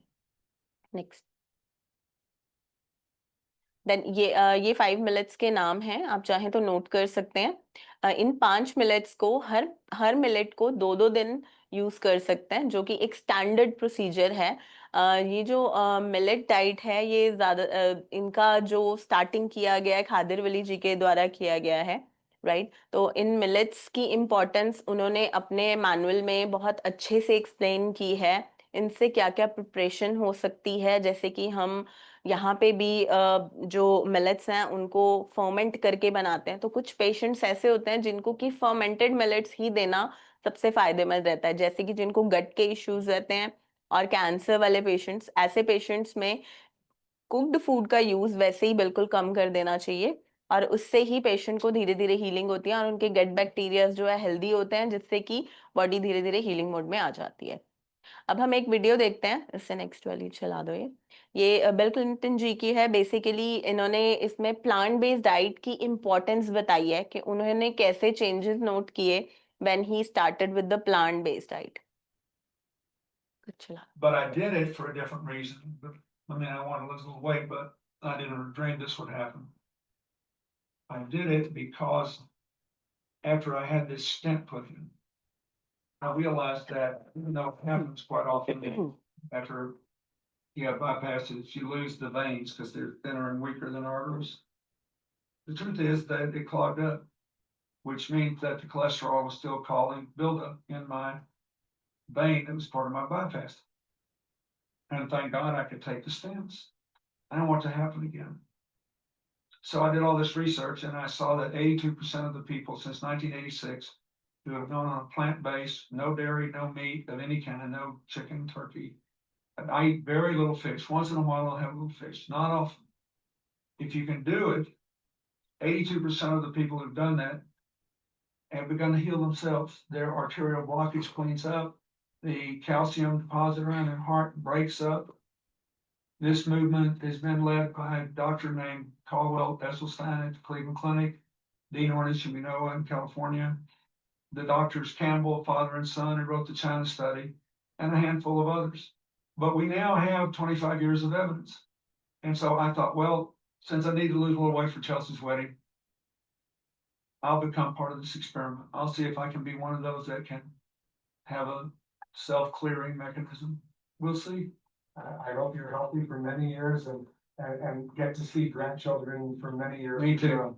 That's really the big deal. You know, Hillary and I, we're happy. We love our son-in-law and we admire him, but and we'd like to be around if there's grandkids. We want to be there to do our part. President, good luck. Thank you. Thanks for what you do. Right, तो सुना आपने। यहाँ पे bill Clinton जी basically China study को promote करते हुए दिख रहे हैं। उनका खुद ही ये कहना है कि जैसे ही उन्होंने ये चीज फॉलो करनी शुरू की, properly plant based diet without dairy products, जब उन्होंने स्टार्ट किया तो उनको उनकी बॉडी में खुद ही चेंजेस दिखे। वो चेंजेस क्या थे, उनको एक बार स्टंट पुट ऑन किया गया था due to the heart condition, but उसका जो रीजन है दैट इज कोलेस्ट्रॉल जो बिल्ड हो रहा है, उसकी वजह से उनको उसको एलिमिनेट करना था। उसके लिए वो प्रॉपरली प्लांट बेस्ड डाइट पे आए। उन्होंने चाइना स्टडी की बात की, उन्होंने उस पर रिसर्च की, उसको फॉलो किया और रिजल्ट उनके सामने खुद ही आ गया। एक तो उनका वेट कम हुआ, प्लस उनका जो पॉसिबिलिटी ऑफ गेटिंग स्टंट और डन अगेन, वो मतलब ब्लॉकेजेस जो दोबारा आने के चांसेस थे वो भी उनकी बॉडी से एलिमिनेट होने शुरू हो गए। तो this is what he has explain कि 82% ऑफ पेशेंट जो कि इनको फॉलो करते हैं प्लांट बेस्ड डाइट को प्रॉपरली विदाउट डेयरी प्रोडक्ट्स, वो उनकी बॉडी अपने आप ही हीलिंग मोड पे चली जाती है और जो भी पैरामीटर्स बॉडी में डिस्टर्ब्ड होते हैं वो अपने आप ही सेटल डाउन होने शुरू हो जाते हैं। तो this is how the diet works, और इसी से ही पेशेंट्स में इम्प्रूवमेंट होती है, और ये इसी प्रिंसिपल पे हमारा जो हॉस्पिटल है बेसिकली उस पे काम कर रहा है, और उसके रिजल्ट्स आप सभी के सामने है। नेक्स्ट नेक्स्ट कर दो स्लाइड। अभी थोड़ी देर में मैं आप सभी के क्वेश्चंस भी लूंगी। जितने भी पेशेंट्स एक बार बात करना चाहते हैं आप हैंड रेज कर सकते हैं, then we can have talk on your questions, right. Then we also use time as medicine. अभी तक तो मैंने बात की कि हम फूड को कैसे मेडिसिन की तरह यूज कर सकते हैं, अब हम टाइम को भी यूज करते हैं एज अ मेडिसिन, जिससे कि हम पेशेंट को क्लॉक मतलब सर्केडियन क्लॉक को, बॉडी की एक क्लॉक होती है सर्केडियन क्लॉक, जिसको कि हमें फॉलो करना होता है, एक 24 आवर साइकिल, जिसमें कि बॉडी में जो मेटाबॉलिक एक्टिविटीज हैं या एनाबॉलिक एक्टिविटीज हैं वो होती हैं, और फिर डिस्ट्रक्शन होती है, या फिर पेशेंट को या फिर कह लीजिए बॉडी को थोड़े टाइम के लिए आराम चाहिए होता है। इसी से ही बॉडी का एक हार्मोनल साइकिल, मेटाबॉलिक साइकिल, ये सब मेंटेन रहता है। तो जब भी ये डिस्टरबेंस शुरू होती है, और ज्यादातर आप देखेंगे जो पेशेंट्स रात को काम करते हैं या जिन नाइट शिफ्ट ज्यादा होती हैं, उन पेशेंट्स में बहुत ज्यादा टेंडेंसी होती है कि उनको डिजीज हो, मतलब कोई ना कोई डिजीज होती है, और उसको मैनेज करना उतना ही मुश्किल होता है, राइट। इसीलिए हम टाइम को इम्पोर्टेंस देते हैं, और पेशेंट को टाइम के अकॉर्डिंगली उनका डाइट सेट करते हैं। रात का खाना शाम को 7 बजे से पहले बोल देते हैं उन्हें खाने के लिए, उन्हें एक प्रॉपर स्लीप के लिए बोलते हैं, और उस दौरान नींद के लिए भी कुछ ट्रिगरिंग फैक्टर्स होते हैं जिनकी वजह से नींद डिस्टर्ब होती है, जैसे कि आजकल मोबाइल फोन्स हैं। तो keep the patient, we tell patient to keep the mobile phones away at least 6 metres, थोड़ा सा दूर रखें अपने फोन को, अपने रूम से बाहर रखें, चार्जिंग पॉइंट्स, चार्जर्स ना हो आपके फोन में। तो ये सब जो इम्पोर्टेंट चीजें हैं, इट्स वेरी मतलब effective in improving the health conditions.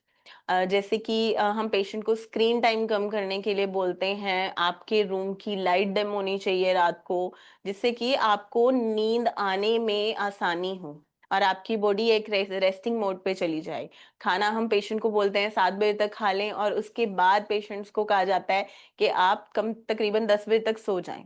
उसको इंड्यूस करने के लिए बहुत सारी चीजें होती हैं कि आप अपना माइंड को काम करें, आप कुछ ब्रीदिंग एक्सरसाइजेस कर सकते हैं, रात को ध्यान लगा सकते हैं जिससे कि नींद इंड्यूस होती है। आपके गैजेट्स को दूर रखें सो दैट आपको नींद आए, राइट। तो और इसके साथ हम पेशेंट्स में कुछ थेरेपीज भी बताते हैं जो कि पेशेंट को हेल्प करती है नींद को इंड्यूस करने में। जैसे कि सुबह हम पेशेंट को थोड़ी ब्राइट लाइट में बिठाते हैं, so we use light as medicine. सुबह 1 घंटे के लिए धूप में बिठाया जाता है, और शाम को हम पेशेंट को बोलते हैं तभी आप टाइम पे सोइए, क्योंकि आपका खाना पच जाएगा और आपकी बॉडी रेस्ट पे चली जाएगी, राइट। अभी हम कुछ क्वेश्चंस ले लें। क्वेश्चंस, हाँ हाँ जी, नवीन कुमार, कुमार है ना, हाँ जी, नवीन कुमार रावल जी, कपिल राणा जी, एंड प्लीज जितने भी लोग हैं जो क्वेश्चन पूछ रहे हैं या हैंड रेस कर रहे हैं, प्लीज अपने जो नाम से सेव करिए सो दैट हम नाम लेके आपको बुला पाए और आपके क्वेश्चंस ले पाए। हाँ जी नवीन जी बताइए। जी जी मैम, नमस्ते, कैसे हैं मैम? नमस्कार, मैं बढ़िया हूँ सर, बताइए। अच्छा अच्छा मैम, मेरे पिताजी हैं, है ना? जी तो इनको सांस में दिक्कत है, और उसका कारण क्या हुआ? जो हमने बात किया, एक डॉक्टर हैं रूमेटोलॉजिस्ट, उन्होंने कहा कि इनकी बॉडी इनके अगेंस्ट काम कर रही है। ओके, मतलब body he is body having की एनी इम्यूनिटी। ऑटोइम्यून डिजीज, है ना? जी जी जी। तो इसके अलावा फिर 2 साल से इनका ट्रीटमेंट चल रहा है मैम। दिल्ली में भी हमने ट्रीटमेंट लिया और करनाल से भी लिया हमने, जी और उसके बाद कुछ रिलीफ मिला, लेकिन उनका ये कहना है कि आपको लाइफ टाइम ही मेडिसिन यूज करना पड़ेगा, इसके ओके। अलावा आपके पास कोई सोल्यूशन नहीं है। फिर मैंने एक डॉक्टर थे आपकी टीम से जुड़े हुए थे, मानव समर्थ जी, एक बार उनसे भी कंसल्टेशन लिया था मैम। जी। तो अब उन्होंने मेडिसिन दे भी दिया, ट्रीटमेंट बता भी दिया, लेकिन कोई फॉलो अप नहीं लिया। तो अब उनसे कई बार नुकसान हुआ, कई बार फायदा हुआ। तो आप आप हैं कहाँ से नवीन जी, कहाँ से बात कर रहे हैं? बेसिकली पानीपत से हैं मैम। ओके। देखिए वैसे तो हमारे नियर बाय काफी हॉस्पिटल्स हैं। आप अपने जी फादर को एक बार दिखा कर आइए और वहीं से कंटिन्यू फॉलोअप रखिए, बिकॉज इसमें फॉलोअप होगा ही होगा। किसी भी अच्छा। ऑटो इम्यून डिजीजेस में, जैसे हमारा जो सेंटर है, हमारा एक हॉस्पिटल सोनीपत में है, आप सोनीपत जा सकते हैं। सोनीपत में है, ठीक है। हाँ, तो सोनीपत में ऑलरेडी हॉस्पिटल है, वहां पे आप एक बार कंसल्ट करिए और फॉलो अप करते रहिए। इसमें देखिए मेडिकेशंस की भी जरूरत है। आपके फादर की एज कितनी है? 62 है मैम। बाकी उनको सांस लेने में दिक्कत है, उसके अलावा चलने फिरने में कितनी परेशानी है? बस बॉडी में वीकनेस ही रहती है, ज्यादा चल नहीं पाते, जल्दी ओके। थकान हो जाती है शरीर में। फिर सर या तो आप चैट में एक बार नंबर डालिए, मैं पहले यहाँ से ही कंसल्ट करवा देती हूँ। हाँ मैम, मतलब मेरा ये है कि हमें काफी टाइम हो गया इधर उधर भटकते हुए। तो जहां हम्म। पर भी आप बुलाओ हमें कोई इशू नहीं है, कि एक बार मतलब राइट पर्सन के पास आके ही थोड़ा सा एग्जैक्ट चीजें पता चले कि क्या है क्या रहेगा, तो थोड़ा ठीक हाँ रहेगा जी, हाँ जी, हमारे नो लिए। No problem with that. आप ऐसे करिए, आप एक बार यहाँ आ जाइए, या तो सोनीपत हमारे सेंटर पे, क्योंकि वो आपको सबसे नियर बाय है, फॉलोअप करना सबसे आसान है। वो जैसे बोलेंगे वहां पे हमारे पास पंचकर्मा की भी फैसिलिटीज हैं। आपके फादर की एज 62 है, तो जी। पंचकर्मा में क्या क्या हो सकता है, क्योंकि उन्हें सांस लेने में दिक्कत हो रही है। तो एक ऑटो इम्यून डिजीज भी है, तो इसके लिए हम्म। बस्ती या फिर जो लंग्स से जुड़ी जो कुछ थेरेपीज होती हैं, हम वो शुरू करवा देंगे, सो दैट उन्हें रिलीफ मिलना शुरू हो जाए। ओके, तो सोनीपत का मैम एड्रेस वगैरह हमें सर आप ना इस नंबर पे एक बार कांटेक्ट कर लीजिए, ठीक है? मैं एक बार स्क्रीनशॉट ले लेता हूँ, प्लीज एक बार हाँ जी, दिखाएंगे। मैं एक बार चैट में डाल देती हूँ आपके पास नंबर, 7710371037, ये ठीक नंबर है। है। चाहे तो इस पे आप कॉल करके एड्रेस ले लीजिए, नहीं तो चैट में नंबर डाल दीजिए, मैं यहाँ से भिजवा देती हूँ आपको। हाँ, मैंने स्क्रीनशॉट ले लिया, मैं इस पे कॉल करके और एड्रेस ले लूंगा मैम, है ना। हाँ जी, हाँ जी, हाँ जी, श्योर। तो उसके बाद ही मतलब हमें प्रॉपर गाइडेंस मिलेगी कि क्या है इसमें क्या नहीं है सर ना। देखो, असेसमेंट ऑफ पेशेंट भी बहुत इंपॉर्टेंट होता है। अगर आपको मैं यहाँ से बात भी करवा दूंगी, भले मैं सारी रिपोर्ट्स देख लूं, लेकिन फिजिकल असेसमेंट भी तो इम्पोर्टेंट है ना कुछ पेशेंट्स में, है ना? नहीं बिल्कुल, हमें भरोसा भी फिजिकल वाले में ही है मैम, क्योंकि ऑनलाइन हाँ वाला तो जो जी। मानव समर्थ जी के थ्रू हमने किया था, इसमें पैसा भी बहुत लग गया और कोई सोल्यूशन भी नहीं मिला हमें। कोई बात नहीं, आप एक बार वहां पे जाके विजिट करिए, सो दैट फिजिकली एक बार पेशेंट को भी चेक कर लिया जाए, और जो उनके लिए इम्पोर्टेंट थेरेपीज होंगी वो हम गाइड कर देंगे। ठीक है मैम, जो सोनीपत वाला बेस्ट है मैम अपना, या कुरुक्षेत्र वाला कुछ थोड़ा। कुरुक्षेत्र वाला बड़ा हॉस्पिटल है, सोनीपत वाला थोड़ा छोटा है, लेकिन ऐसा नहीं है, डॉक्टर्स दोनों जगह सेम ही है हमारे पास, अच्छे हैं। आप एक बार पहले विजिट तो करके आइए, अगर उनके बस का नहीं होगा वो आगे रेफर करेंगे आपको, लेकिन फिजिकली ओके, एक बार विजिट तो करवाइए उनको। ठीक है। तो मैं प्रॉपर जानकारी इस नंबर पे कॉल करके मिल जाएगी, टाइमिंग वहाँ की क्या है क्या नहीं है। जी, टाइमिंग्स तो मैं बता देती हूँ सर, 9 to 6 होती है टाइमिंग्स हमारे सभी हॉस्पिटल्स में, तो आप इसके बीच में कभी भी जा सकते हैं, there is no problem. Sunday including. हाँ जी, हाँ जी सर, संडेज को हॉस्पिटल्स खुले रहते हैं। ओके ओके, ठीक है ओके मैम, जी। Thank you ma'am. हाँ जी, दविंदर जी, अभिषेक कुमार जी, शालिनी शर्मा जी, सुजाता सीमा, ये भी ले लो। देखिए जिनके मैं नाम ले रही हूँ, प्लीज आप अपना हाँ माइक अनम्यूट करके दविंदर करेंगे। सिंह। जी दविंदर जी बताइए। हाँ जी, मैं ना अपने फरवरी में इधर आया था मेरठ हॉस्पिटल में। जी। तो मेरे को एक तो पाइल्स की प्रॉब्लम थी, वो पूरा सही नहीं हुआ। अभी मैं सभी फॉलो कर रहा हूँ आपका ट्रीटमेंट, अच्छा जो सर, आपको खान पीन चेक के लिए। किया गया था? हाँ जी, हाँ जी, हाँ जी। सेवेंटी पाइल्स टू की वजह से कुछ 72 आवर वाला परेशान है? कैंप में आया। हाँ जी। अच्छा अच्छा, अच्छा अच्छा अच्छा। अब 72 तो कैंप में आए थे? हाँ जी। तो हाँ जी। दूसरा, एक मैं अमेरिका में रहता हूँ, मैं वापस आ गया इतने हुण। हाँ जी। ਤੇ मैं ਅੱਜ आपका वेबिनार देखा तो मैं कहा मैं बात करूं आगे मैं ट्राई किया 2-3 बार पर मेरा ख्याल बिजी था मेरे को मेरा लगा नहीं नाम नहीं बोला गया तो अच्छा। मैंने ट्राई फिर कॉल करके किया था लेकिन वो फोन नहीं उठाते कहीं ना डॉक्टर मेरी डॉक्टर सलीम थी उसने मेरे को थोड़ा चिर तो फॉलो किया फोन पर बाद में वो फोन नहीं उठाते ना तो ओके। दूसरा ये है कि मैं जब इधर आके टेस्ट कराए बाकी टेस्ट मेरे सही आया सभी किडनी का मैं पेशेंट हूँ वैसे ओके। तो भी मैं आपको बताया इधर सारा किडनी बारे में भी तो मैं किडनी वाला डाइट जो चार्ट दिया वही फॉलो कर रहा हूँ तो दूसरा मेरा एक CMV हैगा सीगा दूजा क्या बोलते हैं उसको वो मेरा CMV पॉजिटिव हुआ है इधर आके मतलब कराया आगे आगे कभी नहीं पॉजिटिव हुआ तो और ओके। डॉक्टर ने चेक कर लिया 15 दिन के बाद मैं लास्ट मंथ आया था 15 को ते उसके बाद मेरे को मैं चेक कराया 2 बार कराया सेम आ रहा तो उसके लिए कोई डाइट का फॉलो करो कोई स्पेशल कोई और देखिए, चीज बताओ it's a viral disease, it's a हाँ वायरल जी इन्फेक्शन बेसिकली। अब हाँ जी। किसी भी वायरल आपको वैसे इसके कारण कोई इश्यूज हैं?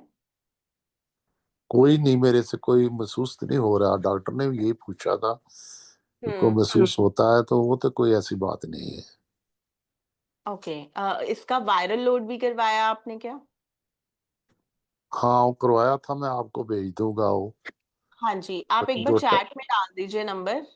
आई टेक अप द केस, मैं देख लूंगी, देख लेती हूँ। हाँ जी हाँ जी, ठीक तो है। मैं आप चैट में इसका नाम और नंबर डाल दीजिए या इस नंबर पे आप रिपोर्ट्स फॉरवर्ड कर दीजिए। ठीक है? ठीक है जी मैं वो पिक्चर जो है मैं वो चैट में सेंड कर दूं हाँ जी, हाँ जी। आप चैट में सर ये वो डालिए अपना नाम और नंबर। ठीक है? ओके और ओके इस नंबर पे आप डाल सकते हो अपना जो रिपोर्ट्स हैं वो डाल सकते हो। ये व्हाट्सएप नंबर भी है हाँ जी, हाँ जी, व्हाट्सएप नंबर भी है ये। ठीक है जी मैं इसको सेव करके इसी पर तो मैं डाल दूंगा सुबह को खाने जी, जी, जी, जी, श्योर। ठीक है किसी वेले भी मैं भेज दूंगा वो हो जाएगा ना हाँ जी, हाँ जी, हाँ जी।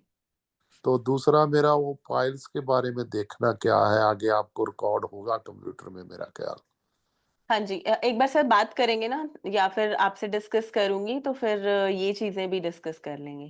ठीक ठीक है है? जी ठीक हाँ ठीक है जी जी, ओके जी। ओके ओके जी मेरे से ना जब भी बात करना आपने तो हाँ जी। अमेरिका के टाइम के हिसाब से करना अच्छा, ठीक है सर। हाँ जी यही मेरा है व्हाट्सएप नंबर क्योंकि कभी और ऐसे 10 बजे आए इधर 10 साढ़े 10 का टाइम है ना हाँ नहीं, आई गॉट इट, बिकॉज जितने भी इंटरनेशनल पेशेंट हैं उनसे या तो सुबह सुबह बात होती है या शाम को बात होती है 5:30 के हाँ बाद। हाँ जी। 5:30 के लागे पड़े है ना तो हाँ जी, मैं बस ये मैं आपका देख रहा हूँ बाद में मैं वो डाल दूंगा तो फिर टाइम देख के सब तो टेस्ट मेरा तो फिर वो मेरे से भेजना मेरे से कॉल करके बताना क्या क्या कर सकते हैं ना जी, जी, जी, श्योर, श्योर, आप नंबर डाल दीजिए, will contact you soon. Thank you मैं नंबर डाल देता हूँ जी, जी, ओके ओके। हाँ जी, सुजाता सीमा जी, ये कौन है? जमीर मलिक जी, सीमा कविता जी, प्लीज आपके माइक एंड म्यूट्स करके आप मुझसे बात कर सकते हैं या अपने क्वेश्चन पूछ सकते हैं। हेलो। हाँ जी, जमीर मालिक जी, हाँ मैडम। हाँ जी, बताइए। मैडम मैं पिछले 5-6 साल से डिप्रेशन और एंजाइटी में था। हम्म। मतलब अभी मुझे अच्छा है। अभी मुझे सब पता चल गया कि ये माइंड का खेल है। मैं थोड़ा बहुत रिलैक्स फील कर रहा हूँ। हम्म। लेकिन जब से वो डिप्रेशन एंजाइटी में आया है, तो मेरी बॉडी में कुछ अलग अलग मतलब मुझे फील हो रहा है। कभी ऐसा लगता है कि मेरी बॉडी पेन हो रही है, कभी मुझे ऐसा हम्म। लगता है कि मुझे वीकनेस हो रही है, कभी ऐसा लगता है कि मुझे छोटे छोटे यूं चक्कर आ रहे हैं। और फिर आप अभी स्किन पे कोई भी मेडिकेशन पे हैं? नहीं नहीं मैडम, कोई वो दवाई नहीं ली मैंने। दवाई पे हैं? जब मैं डिप्रेशन में था, एंजाइटी में, तो हम्म। मैंने दवाई स्टार्ट की थी, लेकिन 6 मंथ बाद मैंने वो दवाई बंद कर दी थी। मुझे कोई उससे अच्छा नहीं लग रहा था। ओके। अभी मतलब मुझे कुछ पता नहीं चलता है कि मैं क्या करूं, कौन सी दवा खाऊं, कौन सा हम्म टेस्ट कराऊं। हम्म कुछ लोग बोलते हैं कि विटामिन डी टेस्ट कराओ, कोई बोलता है विटामिन B12 टेस्ट कराओ, कोई बोलते हैं कि कोलेस्ट्रॉल टेस्ट कराओ। लेकिन मैं खुद इतना कंफ्यूज हो गया हूँ कि मैं क्या कराऊं, क्योंकि हर दिन अलग अलग आप मुझे हैं सिम्टम कहाँ से? नजर आते हैं बॉडी में। आप हैं क्या? कहाँ से समीर? कहाँ से बात कर रहे हैं? मैं केन्या से हूँ, नैरोबी। ओके, अभी तो फिर आपकी मैं हम्म ऑनलाइन ही बात करा सकती हूँ। हम्म। हाँ जी, एक बार आप सर चैट में नंबर डाल दीजिए, बिकॉज इसमें आपको थोड़ी डिटेल्स में चाहिए, डिटेल में बात करनी पड़ेगी आपसे, हम्म। राइट? हाँ हाँ। सो दैट सारी प्रॉब्लम समझ कर हम उसके अकॉर्डिंगली आपको गाइड मुझे कर पाए। नींद भी अच्छी आती है, ऐसा नहीं है कि नींद नहीं आती। नींद भी मैं अच्छी सो लेता हूँ 10 से 7, सभी में सुबह 5, 5:30 बजे सभी तक। में इंसोम्निया हो जरूरी नहीं है, सभी तरह की एंजाइटी डिप्रेशन इस तरह के पेशेंट्स में इट्स नॉट हाँ हाँ। नेसेसरी। कुछ जो प्रॉब्लम्स होती है वो कुछ और ही रीजन से होती हैं, ठीक है? तो वो रीजन बराबर। फाइंड आउट हाँ हाँ। करना है, ठीक है? हाँ हाँ। हाँ, तो आप वही कोई मुझे बात पता नहीं चलता है कि मैं क्या करूँ, मतलब कंफ्यूज हो चैट गया में हूँ। डालें नंबर, हाँ कोई बात नहीं, आप कंफ्यूज मत हाँ होइए, आप चैट में एक बार नंबर डालिए, यहाँ से कंसल्ट करेंगे तो आपको अच्छे से समझ आ पाएगा। किसी एक से हाँ कांटेक्ट रख हाँ। के आपका पूरा डिटेल में हिस्ट्री लेंगे, तब मैं आपसे बात कर हम्म। पाऊंगी, ठीक है? या अच्छा आपको ठीक है, समझा मैंने अभी पाऊंगी। मेरा इंडिया का नंबर ही है जो व्हाट्सएप पे है, वो मैंने डाल दिया है चैट में। हाँ जी हाँ जी, आप वो डाल दीजिए, अब यहाँ से कांटेक्ट करा देते जी। ओके ठीक है, ठीक हाँ जी, सुजाता जी।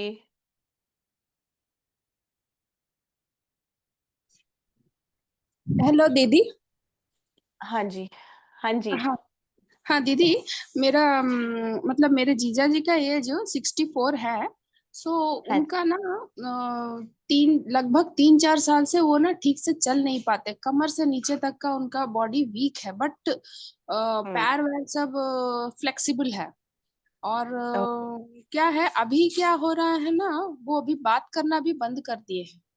तो डॉक्टर लोग को ओके दिखाने से वो बोल रहे हैं कि ना न्यूरो प्लस और क्या है, ब्रेन में वाइट सेल्स ज्यादा हो गया है। और ओके इनका वो क्या बोलते हैं, और ये सब उनका मेमोरी मतलब जो भी है वो सब वीक हो गया है उनका, और काम नहीं देगा, वाइट सेल ज्यादा हो गया है तो, और वो मतलब फिर से वो जनरेट नहीं होगा अच्छा वाला सेल्स। और क्या हम्म बोलेंगे डी जनरेशन हो गया है करके बोल रहे हैं, एज से पहले जो ओल्ड एज का जो होते हैं ना सब एक एक पार्ट एज सब ऑफ योगी। वीक हो जाता है तो। मुझे उनकी रिपोर्ट्स भेज दो। रीजन हाँ बीइंग उनको एक जनरलाइज्ड नर्वस डिजीज है, ठीक है, नर्व जी से जुड़ी। इसी प्रॉब्लम्स जी में हम कुछ हद तक सपोर्टिव ट्रीटमेंट भी दे सकते हैं, और कुछ पेशेंट्स में पॉजिटिव अच्छे रिस्पॉन्सेज भी आ जाते हैं, ठीक हाँ। है? नहीं दीदी, मैं मतलब पहले क्या हुआ था ना, मेरी दीदी ने उनका वो क्या बोलते हैं शिरोधारा वो सब करवाई थी। तो हम्म उनसे वो ठीक हो गए थे, उनका सब बोल चाल सब कुछ अच्छा हो गया था, थोड़ा वीक हाँ थे, चलते हाँ जी। थोड़ा चलेगा फिर भी चलते थे। ये फिर कितने बार टाइम बार पहले की बात होगी? लगभग एक साल सोच लीजिए, 1-1.5 साल। तो आपने रिपीट क्यों नहीं करवाया? उसको रिपीट कराना होता है ना। साल ओके। तो बहुत लंबा टाइम है, 6-6 महीने पे रिपीट कराइए, क्योंकि वो ऑलरेडी प्रॉब्लम है उन्हें, जी जी जी। Okay okay. ठीक है? तो अगर हम तो है उनके पास हाँ फैसिलिटी, और वो ऐसी जगह पे हैं जहाँ पे पंचकर्मा की फैसिलिटी है, और आप खुद कह रहे हैं कि उससे अच्छा रिस्पॉन्स था, राइट? जी तो उसको हर 6 महीने पे रिपीट कराइए, आपके पेशेंट को उसी की रिक्वायरमेंट है। हाँ दीदी, मतलब क्या बोलते हैं, हम तो हैदराबाद में ही रहते हैं, तो हाँ हैदराबाद में वो सब हो सकता है, क्योंकि वो हाँ ट्रीटमेंट का जी, बहुत कॉस्ट ज्यादा हो जा रहा है हो तो सकता है, वो हो सकता है हाँ मैम, हैदराबाद में भी हमारा सेंटर है। आप चाहें जी तो हैदराबाद का एड्रेस ले लें इस नंबर पे एक बार कॉल करके। जी जी। और आपको अगर रिपोर्ट भेज सकते हैं क्या, वो हाँ क्यूरेबल जी हाँ है जी, कि नहीं? उसके लिए आप चैट में एक बार नंबर डाल दें, पहले यहाँ जी पे एक बार रिपोर्ट्स देख लेंगे, उसके अकॉर्डिंगली आपको गाइड कर देंगे। जी जी, धन्यवाद दीदी। हाँ जी हाँ जी, ठीक है जी। हाँ जी, अभिषेक कुमार जी। क्या नाम है ये इतना लंबा हिंदी में? तेजपाल सैनी जी, सीमा कविता जी, प्लीज आप अपना क्वेश्चन पूछ सकते हैं, आपके माइक अनम्यूट कर दिए गए हैं। हेलो, हाँ जी अभिषेक जी, हाँ जी। Good morning ma'am. हाँ जी गुड मॉर्निंग जी, बताइए। मैम, मेरी वाइफ को प्रॉब्लम है हम्म। 1.5 साल से। जी। एब्डोमेन पेन होता है, एब्डोमेन पेन होता है तो एब्डोमेन पेन में ऊपर नाभि के ऊपर बीच और चेस्ट के बीच में ऊपर यहाँ पे होता है। कभी हम्म। लोअर एब्डोमेन पेन होता है, हम्म। कभी बैक पेन भी। हाँ और जी। इसके मैंने गैस्ट्रो से मिला हाँ एब्डोमेन पेन, तो गैस्ट्रो ने एक यूएजी अल्ट्रासाउंड किए जी। गाइडेड, हाँ जी। यार आती है क्या बोलते हैं हम्म। वेदांता हॉस्पिटल में। तो उसके दौरान बोले कि गोल ब्लाडर में स्लज है और सीबीडी में भी स्लज है, हाँ जी। ईआरसीपी करवा लीजिए। ईआरसीपी मैंने करवा लिया। हाँ जी। ईआरसीपी के दरमियान स्टेंट डालने के दौरान डाई टच कर गया पैनक्रियाज में, तो हम्म। एक्यूट पैनक्रियाटिस हो गया। पेन जो पहले था उसी तरह से बरकरार रहा, होते रहा।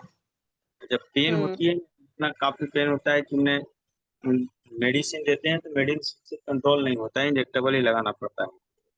उनको ओके। ट्रामाडोल इंजेक्शन भी 1.5 साल से ऊपर से चल रहा है, एगो दो पर डे ले लेते ट्रामाडोल के और भी नेगेटिव इफेक्ट्स हैं, और रेगुलर पेन किलर से तो वैसे ही बॉडी उनकी बिल्कुल ही खराब होनी हैं। शुरू हो जाएगी। ये सब ये सारी एक प्रॉब्लम एक प्रॉब्लम का है। सोल्यूशन लेने आप गए थे और मैं उसके साथ दो तीन हाँ प्रॉब्लम हो गई हैं। हाँ, अब इसके बाद मैंने हैदराबाद भी गया एआईजी 3-4 बार, वहाँ भी सारा सीटी स्कैन वगैरह सब हुआ। आप तो आयुर्वेद उसमें में नहीं गए एक भी बार? नहीं, आयुर्वेद में अभी तक नहीं गया मैं। फिर आप आज आपको यहाँ से किसने बताया कि वेबिनार है उसमें जुड़ना है? आपका वेबसाइट देखते रहता हूँ, हिम्स का, चाहे पतंजलि वगैरह का, ये सब, और सर आयुर्वेद का एडवर्टाइज देखते रहता देखो हूँ तो मैंने। देखो, मेरा मेरा पॉइंट ये है, जैसे एलोपैथी में 1 मिनट के लिए आप मतलब इंस्टेंटली डिसीजन लेते हो ना कि मुझे इस डॉक्टर के पास जाना है हम्म ना? ऐसे ही एक सेकंड ओपिनियन अगर आपने आयुर्वेद में अभी तक लिया होता ना, तो ये सब हम्म प्रॉब्लम्स होती ही नहीं। गॉल ब्लैडर स्लज के लिए भी ना हम यहाँ से ट्रीटमेंट देते हैं, और मेरे पास ऐसे गॉल मल्टीपल। ब्लैडर का ऑपरेट भी हो गया, गॉल ब्लैडर भी निकाल दिया गया। फिर अब पैंक्रियाज में पंगे ले लिए उन्होंने। पैनक्रियाज भी अभी नॉर्मल है। मैंने जल्दी मार्च में दिल्ली गया था, दिल्ली फोर्टिज हॉस्पिटल है, वहाँ डॉक्टर से मिला, नहीं, इतने गैस्ट्रो इतने सर्जन इतने थे। सालों में, इतने सालों में ये कितना टाइम हो गया इस प्रॉब्लम से जूझते हुए पेशेंट को? ईआरसीपी हुआ था लमसम 2025 2024 में, होली मार्च में। हाँ जी। तो 1 से 1.5 साल हो गया है पेशेंट को प्रॉब्लम हम्म, होते हुए। हम्म। और कितने पैसे लग गए आपके? पैसे तो खर्च हुए ही नहीं। पैसे खर्च नहीं हुए? पैसे तो खर्च हुए ही, बोल ही रहे हैं, पैसे तो बहुत ही खर्च हुए। हाँ जी, क्योंकि हर ट्रीटमेंट का हर जब जो भी जैसे ईआरसीपी हुई होगी उससे पहले सारे टेस्ट हुए होंगे, राइट? हम्म अभी अभी भी अल्ट्रासाउंड उनका जो हुआ। मेडिसिन चल रही होंगी। हम्म तो देखो, इतना लंबा टाइम आपने एलोपैथी में दिया है, तो मेरा सिर्फ यही कहना है, आप सिर्फ 2 या 3 महीने आयुर्वेद को दे दें। उसमें ही आपको समझ में आ जाएगा आपके पेशेंट को कितना सुधार है। मेरा सबसे ज्यादा प्रॉब्लम है मैम, जो ट्रामाडोल इंजेक्शन पे वो, मैंने उनका एडिक्शन हो गया है। जब तक इंजेक्शन नहीं लगाते हैं ना तब तक आराम नहीं मिलता है। वो भी आयुष डॉक्टर है फिर भी। हम्म। अच्छा, फिर अभी अभी आप क्या चाहते हैं? एलोपैथी में कंटिन्यू, या फिर अभी आयुर्वेद में आएंगे, या चाहते अभी हैं आपकी सोचेंगे आप? आयुर्वेद से चले कि सुधार हो। देखो सर, ये आपको डिसाइड करना है, आपके पेशेंट हैं। हम्म इतने टाइम से आपने इतना इतना समय आपने एलोपैथी में भी तो दिया ही है ना, हम्म। राइट? तो थोड़ा टाइम आप आयुर्वेद को दे के देख लीजिए। आपके क्या इंश्योरेंस का सुविधा है? किसका? इंश्योरेंस का? कौन सा इंश्योरेंस है आपके पास? स्टार हेल्थ का है।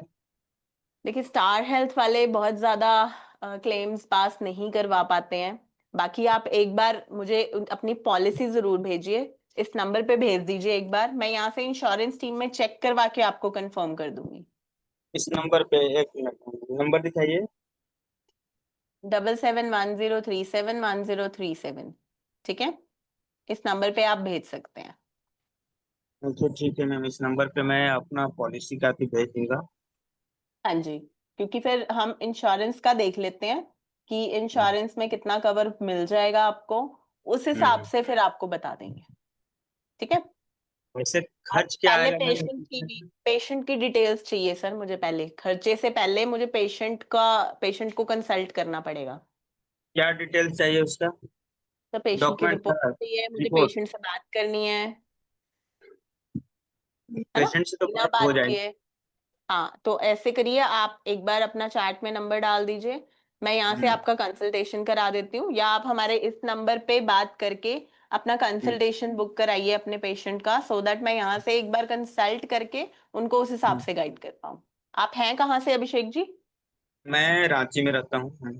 अभी रांची में फिलहाल हमारा एक बिहार सेंटर भी है। औरंगाबाद हाँ जिला जी, से हूँ, रांची। तो मैं रांची में रहता हूँ प्रॉपर। वाइफ भी पोस्टिंग है उनका कुट्टी में ही। ओके, जो रांची है वहां पे हमारा एक सेंटर है। मैंने कल आपका सेंटर गया था देख। हाँ जी, तो वहां पे क्या बताया उन्होंने? अभी तो मैंने बोले कि अभी प्रोविडेंस यहाँ पे नहीं सारा चल रहा है हम्म। इंश्योरेंस का। अभी हॉस्पिटल में काम चल रहा है। अच्छा, अच्छा, हाँ, वो अभी हॉस्पिटल बनने वाला है, basically it was a clinic earlier, ठीक है। हम्म, फिर आप मुझे एक बार ऑनलाइन में पहले एक बार बात कर लेती हूँ, देन फिर मैं आपको गाइड करती हूँ कि क्या ठीक है आपके पेशेंट के लिए, ठीक है। ठीक है। हाँ जी, okay, okay Abhishek ji, thank you. कौन है? रमा अजय जी। हाँ जी, प्लीज आप अपना माइक अनम्यूट कर दिया है हमने यहाँ से, जिनका नाम मैं ले रही हूँ आप अपना हेलो। क्वेश्चन पूछ सकते हैं। हाँ जी, अमित, आशीष जी। जी जी मैडम नमस्ते। नमस्कार जी। हाँ जी आशीष मैडम जी। मैं मैडम मैं रांची से हूँ और मैं बहुत परेशानी में हूँ। एक्चुअली मैं अभी प्रेजेंट में डिफेंस से हूँ, आर्मी से। जी, और ओवर वेट से परेशान हूँ मैडम, चाहे कितना भी कोशिश कर लूँ मेरा वेट कम नहीं होता है। आपका वेट अभी कितना है? अभी मैडम 101। 101, ओके। और उससे एसोसिएटेड कुछ प्रॉब्लम्स भी हैं आपको वेट ज्यादा होने के साथ साथ? मैडम अभी लास्ट टाइम जो कोविड हुआ था उस समय से मुझे यूरिक एसिड लगा हुआ है बहुत जोर का। अच्छा, कितना रहता है आपका यूरिक एसिड? लास्ट हुआ था 13.25 था। Okay, 13.25, it's quite high. 7 तक आई थिंक इसका नॉर्मल रेंज है, 6-7 तक, और उससे ऊपर प्रॉब्लम करता ही करता है। जी, जी, जी। देखिए, आपको जो प्रॉब्लम है वो प्योरली मेटाबॉलिक डिजीज है, ठीक है। अब मेटाबॉलिज्म आपका स्लो है, जिसकी वजह से यूरिक एसिड भी बिल्डअप हो रहा है, ठीक है। यूरिक एसिड नॉर्मली एलिमिनेट हो जाता है और वो आपकी बॉडी में बिल्डअप हो रहा है, एंड इट्स प्रोटीन्स का वेस्ट है। आप ऐसे करिए, प्रोटीन डाइट तो एक तो बिल्कुल रिस्ट्रिक्ट करिए, दूध दही मक्खन पनीर मोटी दालें राजमा चने, ये सब चीजें प्रॉपरली बंद कर दीजिए कुछ टाइम के लिए, ठीक है। जी, रात को जी, आपने 7 बजे तक ही खाना खाना है। प्लस आप धनिया का यूज आप करना शुरू करिए, धनिया का, और पुनर्नवा का यूज करना शुरू करिए। ये दो पुनर्नवा। हर्ब है। हाँ, मैडम पुनर्नवा पुनर्नवा भी में। एक herb है, पुनर्नवा का पाउडर मिल जाएगा। और धनिया तो वैसे भी इजीली अवेलेबल है, या आप उसका पाउडर बनाकर उसका काढ़ा ले सकते हैं। ये दोनों चीजें आप यूज करना शुरू करिए, इससे बहुत अच्छा रिजल्ट मिलेगा। प्लस डाइट में जो मैंने बोला है, 7 बजे के बाद नहीं खाना खाना है, और दूध दही मक्खन और मोटी दालें और चने राजमा वगैरह ये भी प्रॉपरली बंद करिए, ठीक है। यूरिक एसिड तो जी, इससे 1 महीने में कंट्रोल आ जाएगा, it's not a big deal. लेकिन जो आपका मेटाबॉलिज्म है वीक हो रहा है, उसको ठीक करने के लिए आप पंचकर्म कराइए। अभी रांची में तो देखिए, अभी सेंटर जैसे अभी पहले वाले आपसे पहले पेशेंट से बात हुई, वो भी रांची के ही थे। तो अभी जी, रांची वाला जो सेंटर है वहां पे तो अभी वो चल रहा है, कंस्ट्रक्शन चल रहा है।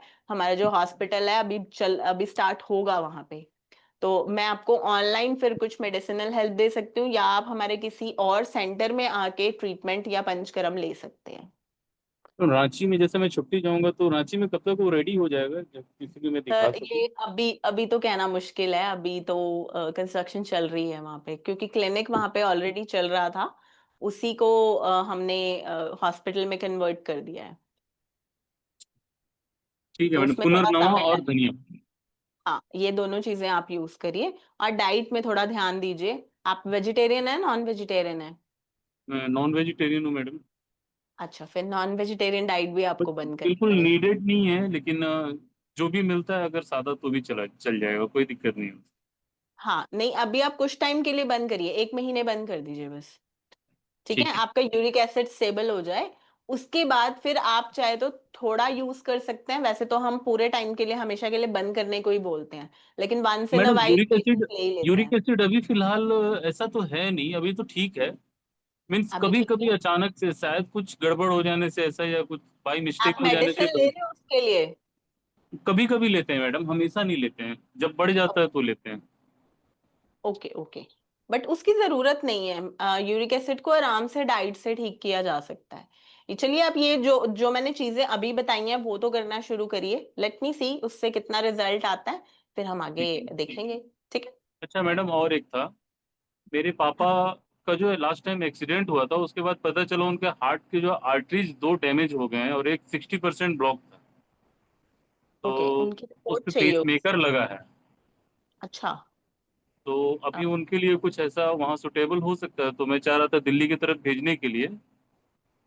आप उनकी रिपोर्टें मुझे फॉरवर्ड करिए और पेशेंट का नंबर डाल दीजिए, मैं एक बार उनसे वीडियो कॉल पे पहले बात कर लूं, सो दैट ठीक मैं एक है। बार उन्हें असेस कर पाऊं कि हम अगर, देखिए पेस मेकर वाले पेशेंट्स में कुछ चीजें हमें अवॉइड करनी होती है, कुछ थेरेपीज, ठीक है? ठीक। बट हाँ, कुछ चीजें हम करवा भी सकते हैं, लेकिन उससे पहले मुझे पेशेंट देखना है एक बार। बिना पेशेंट ओके। देखे कमेंट करना थोड़ा मुश्किल है। हार्ट ठीक। पेशेंट है ना? ठीक है। जी जी। हाँ जी, थैंक यू। आप चैट में डालिए, फिर मैं एक बार कंसल्ट कर लेती हूँ उनके लिए। ठीक है मैम। जी। Thank you. ओके जी। Seema Kavita ji, good morning. अमित गुप्ता जी। हाँ जी, गुड मॉर्निंग जी। मैं हेमा बोल रही हूँ, मेरे हस्बैंड का नाम अमित गुप्ता है। और हाँ जी। पहले भी मैं ना कंसल्ट कर चुकी हूँ आपके हॉस्पिटल में। एक्चुअली मेरी मदर को ना MND है, motor neuron okay. Disease.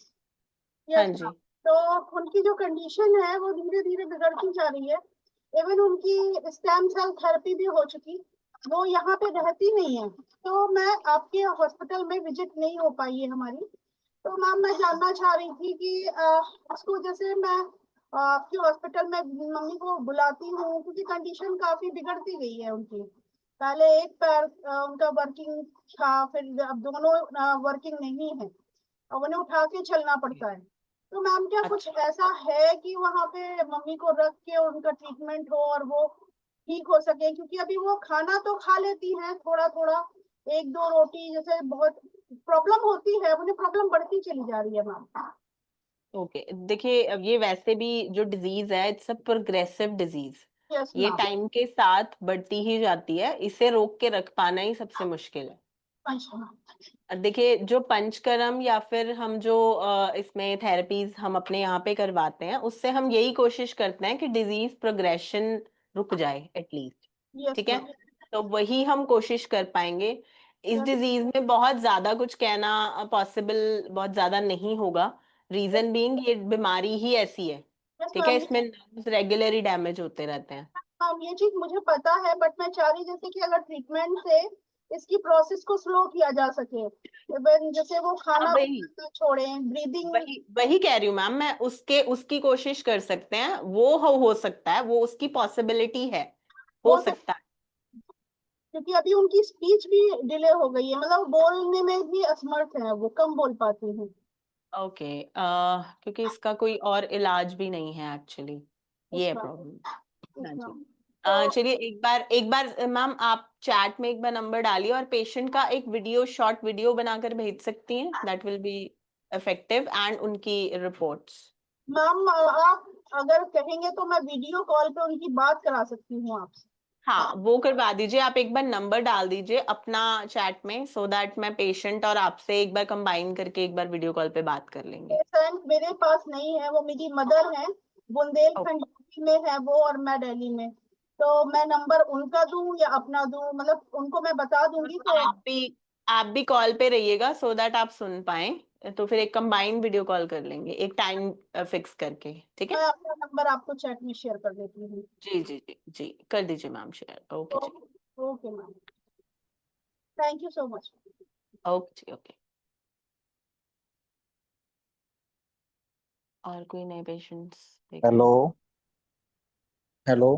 Hello, हाँ जी, हाँ हाँ जी, जी विक्की भट्टी जी, जी हाँ जी। जी। मैम मेरा ब्रदर है, उनको ना किडनी की प्रॉब्लम है, अभी ओके अभी जी, हुई है जस्ट। ओके। जी, तो उनकी, हाँ जी, क्रेट बढ़ रहा है उनका? हाँ क्रेटिन बढ़ रहा है सिर्फ, क्रेटिन कितना और है नाइट। अभी आ, ध्यान? हमने जो उनको 2 तारीख में टेस्ट कराया था जब 8.6 था, और फिर हमने मेडिसिन चलाई प्राइवेट हॉस्पिटल से, तो फिर उनका दोबारा टेस्ट कराया था 10 हो गया फिर उनका। ओके। वैसे तो सर क्रेटिनिन काफी ज्यादा है। जी मैम। ये सडन ही पता लगा पेशेंट को या फिर जी कोई और परेशानी पहले से भी थी उनको? नहीं, परेशानी कुछ नहीं थी, सिर्फ बीपी हाई होता था उनका। और वो कब से था? वो 1 साल पहले से था, पर हमने कभी ऐसा टेस्ट नहीं कराया क्योंकि उसको उनको कोई प्रॉब्लम नहीं हुई। अब 1 महीने पहले उनको भूख लगनी कम हुई थी, तो उससे वोमिटिंग जो भी खाते थे वोमिटिंग करने लग गए, तो तब हमने डॉक्टर को दिखाया वो। ओके। वैसे तो देखिए क्रेट वाले मतलब सीकेडी पेशेंट्स में हम पेशेंट्स को एडमिट करते हैं, अभी जी भी उनका क्रेटिनिन काफी ज्यादा है। अगर मैं 10 की भी बात करूं, इट्स जी क्वाइट हाई। ऐसे पेशेंट्स को रख के ही हम ट्रीटमेंट देते हैं। जी जी अभी कल ही हमारे कुछ पेशेंट्स या वेबिनार हुआ था किडनी का, तो उसमें जी हमने बहुत सारे किडनी पेशेंट्स की रिकवरी भी दिखाई थी, इवन नियर टू डायलिसिस या फिर डायलिसिस जिनका कभी भी नहीं हुआ वो पेशेंट भी जी। रिकवर कर जाते हैं। तो ऐसा नहीं है, हमारे पास इसका सोल्यूशन है। और इवन आपके पेशेंट डायलिसिस में लैंड अप ना करें, that is the utmost important thing. Ma'am अभी फिलहाल 2 डायलिसिस कराई है हमने से अभी अभी। हुई है? हाँ फिर जी। अभी स्टार्ट हो गई है तो आपके पेशेंट हैं कहाँ पे? Ma'am greater Noida. हाँ, तो फिर नोएडा से पास में या तो नोएडा में ही हमारा एक सेंटर है, वहां जा सकते हैं, या फिर हमारा मेरठ में एक बड़ा सेंटर है जी, जहाँ पे मेरठ हम। के लिए एक प्रेफर कर रहे हैं वो। आपको मैं हाँ, क्लिनिक पे आप गया था मेरठ तो मेरठ के लिए बोल रहे हैं वो। पे मेरठ में उन्हें विजिट कराइए, इवन उन्हें एडमिट कराइए कम से कम जी 15 डेज के लिए, सो दैट उनको एक प्रॉपर रिजल्ट मिल जाए, उसके बाद उसे मेंटेन करने का करिए। Okay okay. मैम इसका सॉल्यूशन हो जाएगा ना वहाँ से? देखिए वैसे तो मोस्टली पेशेंट्स मतलब जिनके डायलिसिस अभी स्टार्ट हुए हैं या जी फिर इवन ट्रांसप्लांटेड पेशेंट्स भी हैं, सभी को रिलीफ आता है। और जी 80% पेशेंट्स जो हैं रिकवर कर जाते हैं बहुत जल्दी। जी जी मैम। ठीक है, तो इट्स उनकी एज कितनी है पेशेंट की? 36, अभी यंग एज है, 36 है। ओके, ठीक है। 38 बहुत ज्यादा एज भी नहीं है, तो रिकवरी के अच्छे चांसेस हैं, तो इट्स बेटर जी। आप जल्दी से जल्दी उन्हें एडमिट ही कराइए, सबसे ओ, बेस्ट। Okay ma'am. हाँ जी, ओके जी।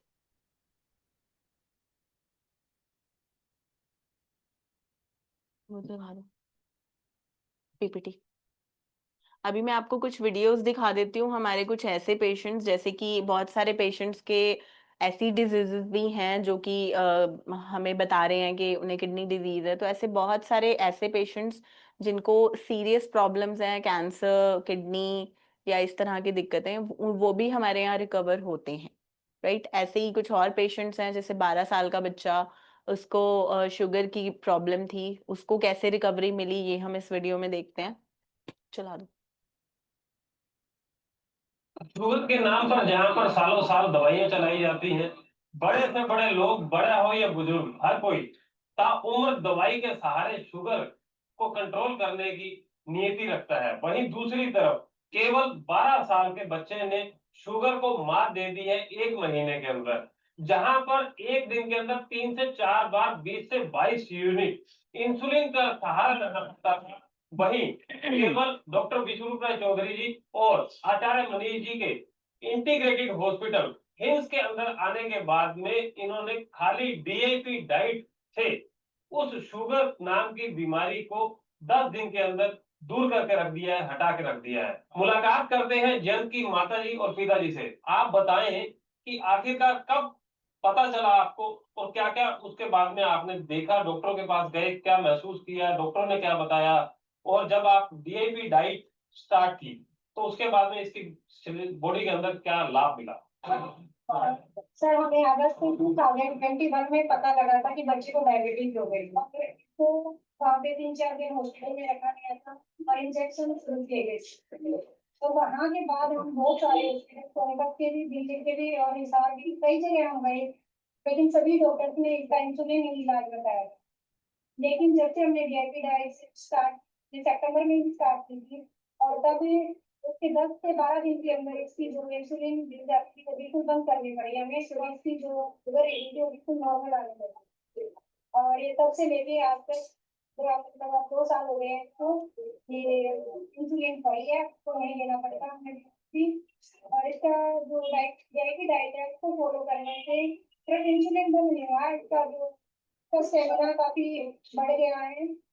स्टेमिना कहूँ तो इतना बढ़ा है कि जैसे पहले तो ये 100 से 200 मीटर नहीं भाग पाता था, लेकिन अब ये 6 से 7 किलोमीटर की रनिंग कर लेता है। तो ये अब ये वर्कआउट भी करता है और इसकी जो बॉडी है वो भी काफी इम्प्रूव हुई है। जब एक 10 साल का बच्चा शुगर जैसी महामारी को मात दे सकता है, तो फिर आप लोग क्यों नहीं? अगर आप भी चाहते हैं अपनी किसी भी बीमारी से निजात पाना, तो स्क्रीन पर दिए गए नंबर पर संपर्क करें। जय हिंद, जय भारत। एम्स हॉस्पिटल की शाखाएं पूरे भारत में फैली हैं। चंडीगढ़ में डेराबस्सी, लखनऊ, गुरुग्राम। इससे नेक्स्ट वीडियो, ये भी वीडियो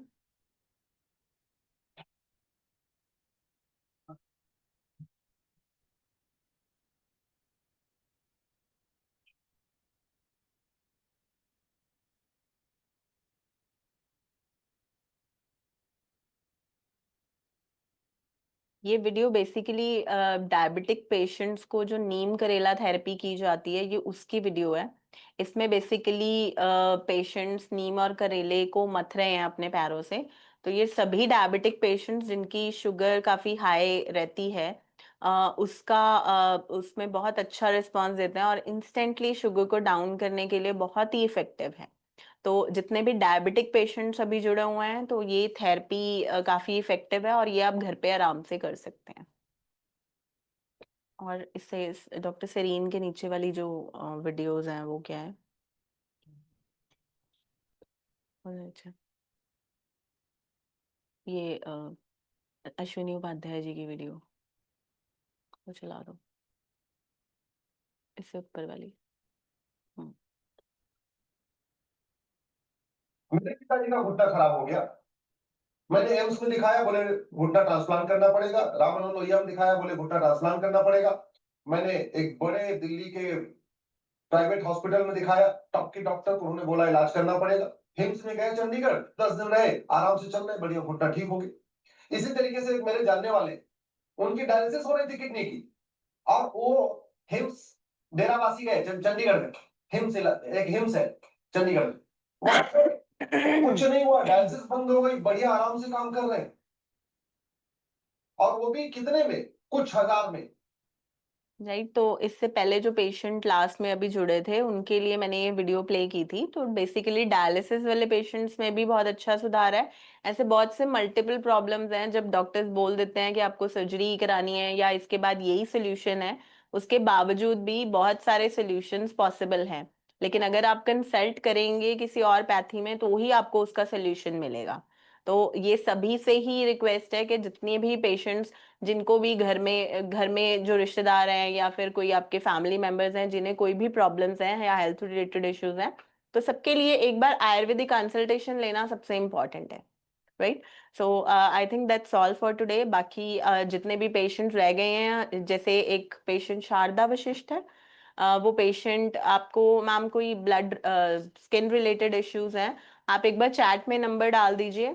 मैं आपकी एक बार कंसल्टेशन यहाँ से मतलब आई ट्राई के I do it today only, तो मैं वो आपकी अभी करा देती हूँ। आप चैट में अपना नाम और नंबर, ये दोनों चीज़ें प्लीज़ मुझे एक बार फॉरवर्ड कर दें, फिर मैं आगे आपको असिस्ट करवा देती हूँ। ठीक है जी। ऐसे ही अगर कोई और पेशेंट्स भी हैं जो अभी बात करना चाहते हैं या फिर डॉक्टर से एक बार कंसल्ट करना चाहते हैं, तो प्लीज़ चैट में आप अपना नाम और नंबर, ये दोनों डिटेल्स आप फॉरवर्ड कर दीजिए। यहाँ से आपको कंसल्ट करा के आपको गाइडेंस मिल जाएगी कि क्या आपके लिए सही है, या आपको हमारे किसी नियरेस्ट हॉस्पिटल्स में भी जा सकते हैं।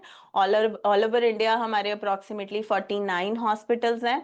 इवन मानेसर का हॉस्पिटल भी कल हमारा स्टार्ट हो गया है, तो इसके साथ ही 49 हॉस्पिटल्स अब स्टार्ट हो चुके हैं। तो आप किसी भी नियरेस्ट हॉस्पिटल में जाकर अपना ट्रीटमेंट भी ले सकते हैं या डॉक्टर से कंसल्ट कर सकते हैं।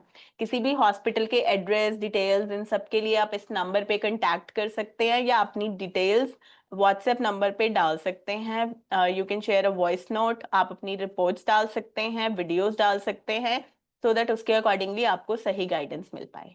ठीक है जी, इसी के साथ हमें ये वेबिनार क्लोज कर रहे हैं। धन्यवाद जी।